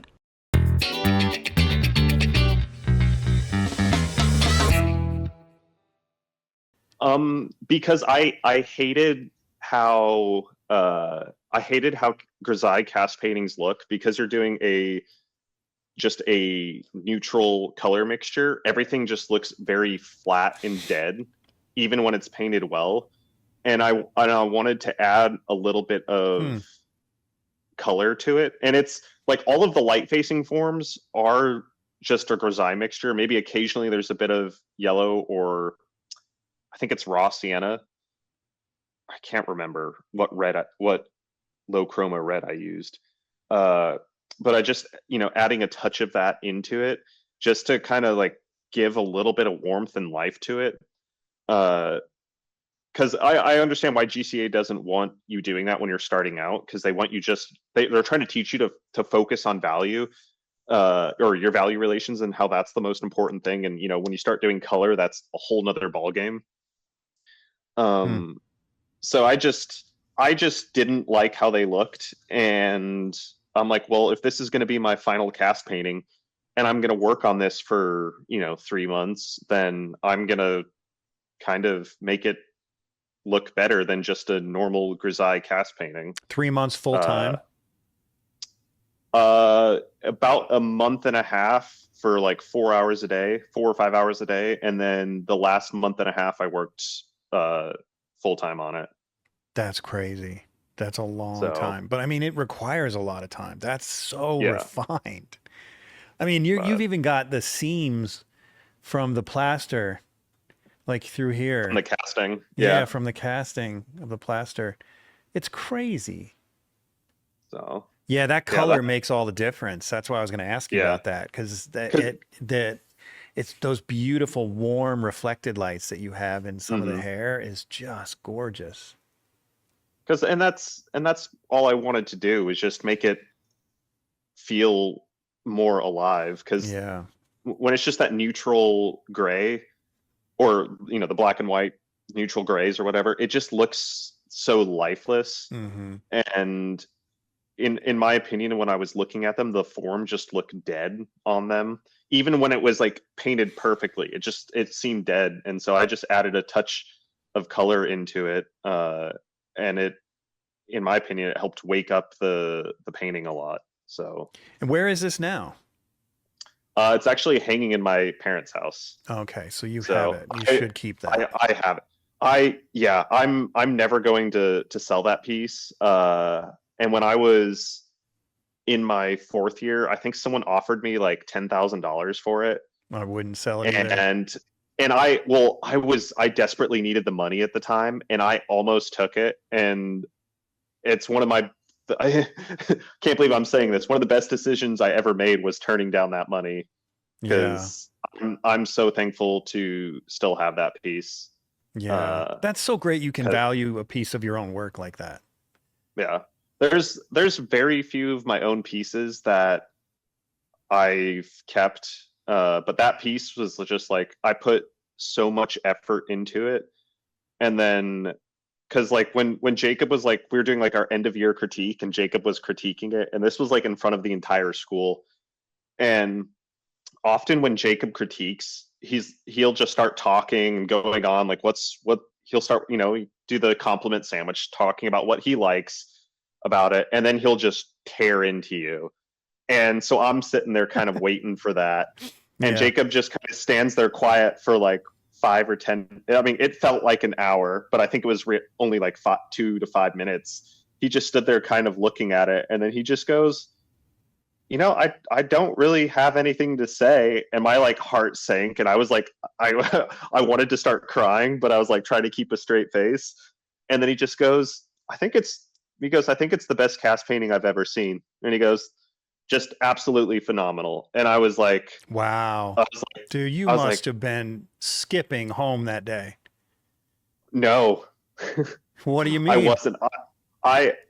I felt like I had like failed for some reason. What? Why? Like, I don't know. Like, I was like, he didn't have a lot to say. Like, I'm doing something wrong, maybe, because like there were some artists that dropped out, that just weren't understanding the program and just weren't doing. But he said it was the best cast he'd seen. How do you misinterpret that? I don't know. Like, that's my ADHD or whatever it was, or my self-doubt. That's I was just amazing, like, man.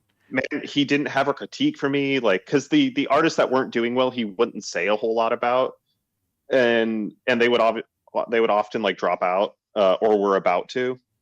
Oh, so I get that as a teacher. So the ones with the most potential, he often applies some tough love. Yeah. And so you didn't get any tough love, so you thought you had no potential. Yeah. Dude, that's so wild. Yeah, it was. When did you finally discover, or when did you finally realize that you had just stumped him? Like, he just literally had nothing to offer. I think it probably took me like 5 years. Oh my gosh, dude. You need some counseling, man. Well, funny you say that. I did actually go to counseling because I was like being so hard on myself and like wearing myself down. So, I'm sorry, I shouldn't laugh, but it's a little bit funny.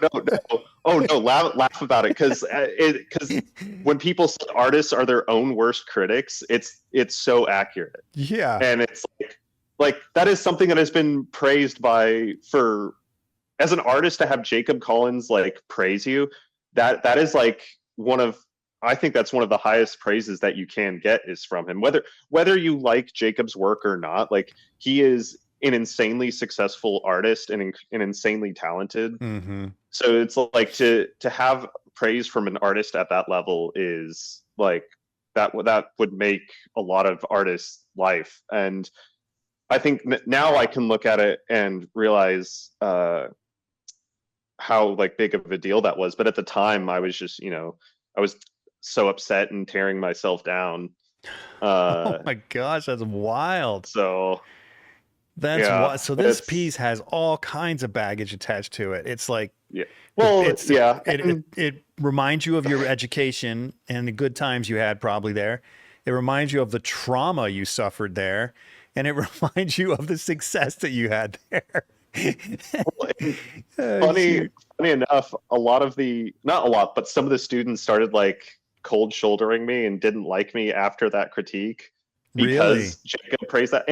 And in my head, because like I said, I was being hard on myself, and I didn't think I had gotten the praise that I had. I thought it was just, you're going to fail and I'm not going to really critique you. So that's what I thought I got. But then the reality was Jacob had praised me, and some of the students saw that and kind of got jealous and were kind of, I didn't realize this until afterwards. And I met up with a buddy of mine that I went to school with, and we were just, talking about, the good old times at being at GCA. And he was like, yeah, dude, I'm sorry that a lot of the students were like really rough or mean to you. And I was like, what are you talking about? And he's like, you didn't see it? And I was like, no. Because for me, I'm like, I was there to paint. I put on my headphones and just paint. Right. That's what I'm focused on. That's what I'm doing. And if someone was treating me a certain way, I was just like, there was probably just a lot of whispering behind your back a little bit. Like, yeah. People were, well, no, it wasn't behind my back. People were openly doing it in front of me, but like, I have such a tough skin coming from a large family that I'm like, I'd laugh it off and be like, haha, whatever. Like it didn't bother me. But then my buddy was telling me, he was like, cause he's 10 years older than me. So he was kind of like a big brother to me when I was at GCA. Mm-hmm. And he told me, it's like, oh yeah, at one point I took one of the students out of the classroom and told them like, hey, you need to stop behaving that way, because you're being kind of a jerk towards him for no reason, because like he wasn't doing anything that warranted, and I had no idea. So I found out, almost, what is that, 10? Oh no, yeah, more than 10 years after the fact. Really? So, yeah. Wow. So, and I hold nothing Living against in ignorant any bliss. of those. That's like, yeah. So that's literally ignorant bliss. Well, I was, when I painted that, I was 19, 20, because it was right around my birthday when I finished it. So I was 19 when I started it, 20 when I finished it. And so like, I was just so focused on painting and drawing that, and obsessed with it, that nothing else mattered really. I mean, when I was at school, nothing else mattered besides painting and drawing. Like when I was there, that's what I was there for, and was focused on that. And I wasn't worried about like what other people at the school thought or said about me. And that's not to say I didn't care or put effort into it, and wanted to be friends with people, because I have a lot of amazing friends from there. But I was just so focused on getting good at painting and drawing, because to me, I was like looking around and seeing these other artists who I'm like, man, these people are so much better than me. I'm failing. I'm not doing as good. And because I really struggled with the figure painting and drawing until like my last year in school, when I think it was like 6 months into my fourth year, or no, it was 3 months into my fourth year. Like things started to click. But it was after a few really good critiques from Jacob and some of the other teachers. I remember I was painting this figure painting, and I was just having the hardest time with it, and was just, reworking the same area. And Jacob comes in and he's like, this was one of the critiques where he laid into me, and he's just like, he's like, how to paint. I don't know what you're doing. Like, you're making all the basic mistakes that I expect a first year to be making. Here you are in your fourth year. And he's like, for this painting, I want you to try something different. He's like, I want you to just, when you mix a color and you lay down a brush stroke, you don't touch it. Even if it's wrong, you don't touch it.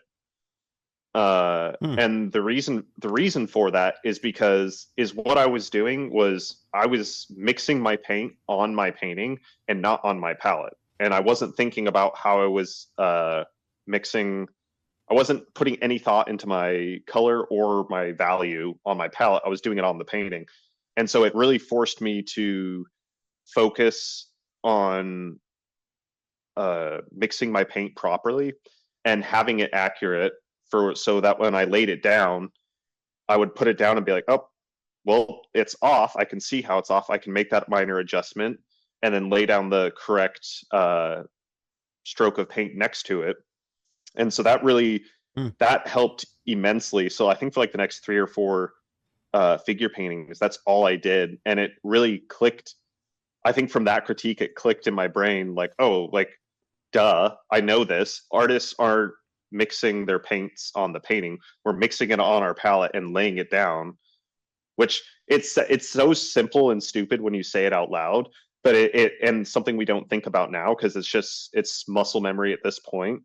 But I just hadn't really thought about it before. It's like we're figuring out and problem solving on our palette and then laying it down. Now, it's not always the case. And sometimes, depending on how you paint, sometimes and even I do that where you're kind of mixing different swatches or strokes of paint into each other. So you kind of blend them, but you're doing all your blending on your palette. So that way you can just lay the paint down and that way it doesn't look overworked or messy or muddled in your painting.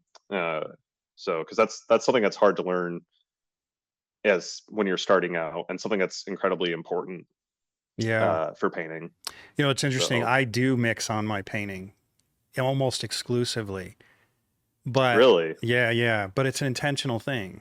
You know, it's because I'm after a certain effect, but so I agree with everything you're saying, particularly for like, I would never, well, in my workshops, because people want to know how I paint, I show them how I paint. But it's always a nightmare for them. Like they just, because it's just, unless you're accustomed to this way of painting, what you're describing is just so much more logical, so much more practical, so much more direct. And so you're absolutely right. I only say that because it's just kind of funny. I'm just like, oh, actually, that's what I do. But I think, but you're right though. It's the practical, smart, direct way to get it done. Right? It's a straight line to where you want to be. Well, and it's one of those things that, like we were talking about earlier, like when a new person is trying to do something, whether it's change reality to make a better painting, oftentimes they ruin it because they do something wrong. But and same with like how you're mixing your paint. Once you've done it, once you understand how to do it, and you can paint something accurately, once you get further down, now you know how to do something. So now you can break the rules, and change how you do things. Because you understand what you're doing. You have an understanding of how to mix paint, and you're going for a certain effect. Because like now, like I definitely mix on my paintings sometimes now, especially when I'm painting certain things like I don't even know, like strawberries or something, let's say. Or sometimes you're like trying to, I don't want to say blend, but you're trying to blend or soften like a shadow edge or something, like whatever it is, like you're doing the thing that you were told not to do. So it's like, we definitely, I definitely do that as well. But I try and do have, mix on my palette and figure things out there. So when to me, it's sort of like a jazz musician. You're not going to start freestyling before you know how to play the instrument. Yep. Or how to play a chord accurately. Right. And so it's like you have to start somewhere. And then once you understand that, you can, go off into your solo and just kind of wing it. Like that took years to be able to do that. It didn't, it started with, like you're saying, learning how to play the musician or the instrument. And so, you have to start with, you're playing your Twinkle, Twinkle, Little Star before you can like, oh, I'm going to play this, what's the Bach's cello Doesn't Don't matter. ask me. Remember, my memory's bad too. Yeah, it's like before you play like a super complicated Right. cello Bach piece, it's like you have to start off with like playing Twinkle Twinkle Little Star. Right. So, it's the same thing with painting, Right. Right. Yeah. So Okay, so do you still remember what your second piece of advice was? oh crap. Oh yeah. It's something that I think for any artist, but especially someone that's starting out, is don't be afraid of failure and rejection, because as an artist, you're going to get a lot of it, whether it's applying to a gallery, a commission from a client, or applying to a competition, and whatever it is, you're going to get a lot of, and also it's like whether it's failing and messing up on a painting or a drawing, because I think so many people are afraid of that, and especially and more so when it comes to their own work, they're afraid of failing and producing a bad piece.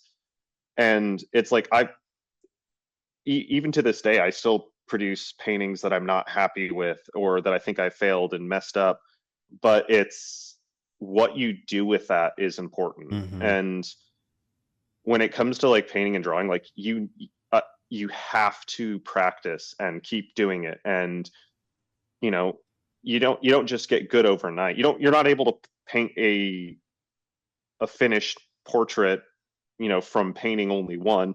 You're going to have to paint and draw hundreds of them and fail probably 100 times or several hundred times before you are able to understand it or do one that actually looks like even good or semi-decent. And so, just don't be afraid of that, and understand that it's going to take years and years of practice. And with each one that you do that you feel like is a failure, you need to look at it and be like, okay, what be able to look at it and go, what did I do wrong? What did I mess up? And how can I improve that? And also look at it and see what areas went well, like what's like either the beginning of understanding something, or where did you understand something and kind of improve your abilities, and kind of learning how to have that determination to keep doing it even when you fail, and also to like self-critique is incredibly important.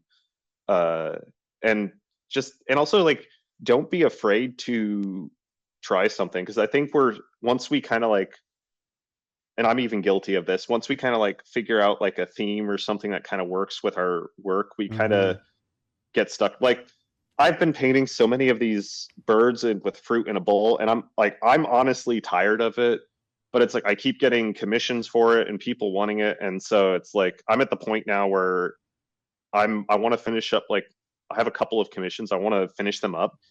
And kind of what I touched on earlier is like these larger pieces that I want to do that I don't know how they're going to be perceived. I don't know if they're going to completely like flop as paintings, because they're probably going to take months and months of work. And so it's like, well, I'll never know if I don't try, and so there's like a couple of pieces that I'm just like, yeah, I'm like, oh, I want to do that, but if I do it and I fail, and then the painting never sells, and then I don't make money and I can't live. And it's like, your mind starts going, and it's like, you can't let that, let that take control. You got to sometimes you just have to do it. And, hey, if it does fail, that's fine, because then, that's not the direction you're supposed to do. But, I was watching your interview with, oh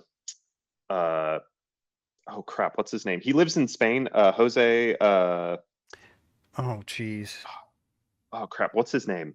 He has a show coming up this fall with Arcadia. I know, I'm terrible. It's my own show. Put me on the spot. Hold on, I'm gonna look it up. Yep, let me look up his name. What? I don't want to get his name wrong. Rivera? No. Yeah, Jose Lopez Vergara. Yeah, there it is. Okay. He was talking about in it how he's been doing work that he doesn't like a lot of the work he's been doing isn't what he really feels called to do. And he's like, he feels like a lot of the work that he wants to do is a lot darker, and how he's kind of like, he's finally at the point of just like doing it and like trying it. And I think like, and I tried to get him to build armor. Do you remember that? Yeah. I'm becoming a really bad influence. Oh no. You're telling me like going and figure out and doing something and building whatever it is, like I'm all for that, and I do that all the time. So it's like good. You know, whatever. Like for example, I bought my own because I was working with a print shop to make prints for me, and I was like, if I just get my printer, I can do this myself, save money, and there's a lot less turnaround time. So I, spent several months researching printers, figured out the printer that I wanted to get, and found a lightly used one on Facebook Marketplace for like a third of the cost, because it's a $7,000 printer. Wow. But I got it for $2,000 on Facebook Marketplace from a print shop that was closing. So that's amazing. I was like, so yeah, well, there's a will. The internet is a beautiful resource. You can figure out so many things, learn so many things. It's incredible, and you just have to be willing to put in the work and to kind of learn. But I think it goes back to like the ADHD like superpower thing. It's like, oh, I don't know how to do this. Let me learn how to do this. Oh, now I have I have a bunch of equipment to do this, and now I'm still figuring out. I'm learning, and like it's terrifying because it's like that's a huge investment buying this printer. And the thing's massive. That's what I was going to say earlier. The thing that you thought was a planer, it's actually the printer. Is that what it is? Oh, yeah, it's so yellow. It's like, no, that was my that's my like rolling. I thought it was a DeWalt print. It looks like a DeWalt printer or a DeWalt planer. It's a DeWalt the T-Stack like drawer system. Okay, I just gotcha. I just have like it full of brushes and paint and stuff like that. Gotcha. And some tools. But I mean, that printer's like 64 inches wide, I think, and weighs like 400 pounds. Yeah, pull it over again. Pull it over again. Yeah. That's it. That's what I thought was a planer. Sorry, move my laptop. Tools on the brain. So yeah, you saw the DeWalt and you're like, I just started drooling out of one side of my mouth. Yeah. No. So well, and I thought maybe it was the printer because you could see the corner of the printer in the background earlier. I saw DeWalt colors. Oh, okay. Well, dude, that last question, we just went another 40 minutes on the last question. You're an easy one to talk to, man. Hey, yeah, likewise. I think it's the ADHD brain. We're just like, we're going to talk about this for 30 minutes. Oh, sorry, sidetrack. I guess so. You put two of us together. Let's forget about it. Anyway, It's been an honor, man. I really appreciate it. But hang on, don't leave after. I want to tell you what I'm thinking about this fridge. It's still on the brain. But it's been great. Talking about. It's been great. It's been great. So stay in touch. Thank you so much for having me. It's been a lot of fun, and it's awesome to finally get to talk to you because, like I've said, I've been a fan for a long time, and I always love seeing your workshop Instagram, like seeing what you're building and doing and figuring out. Like I love seeing that. So it's cool to finally get to talk to you. I appreciate that. Awesome. Well, all right, we'll see you around. All right, see ya. Thanks for tuning in to the Undraped Artist Podcast. If you enjoyed it, subscribe. And if you could, leave a comment or review. That really helps the channel. Please share the show with your friends, and if you're feeling generous, consider a monthly donation at theundrapedartist.com. Thanks again for watching. We'll see you next week.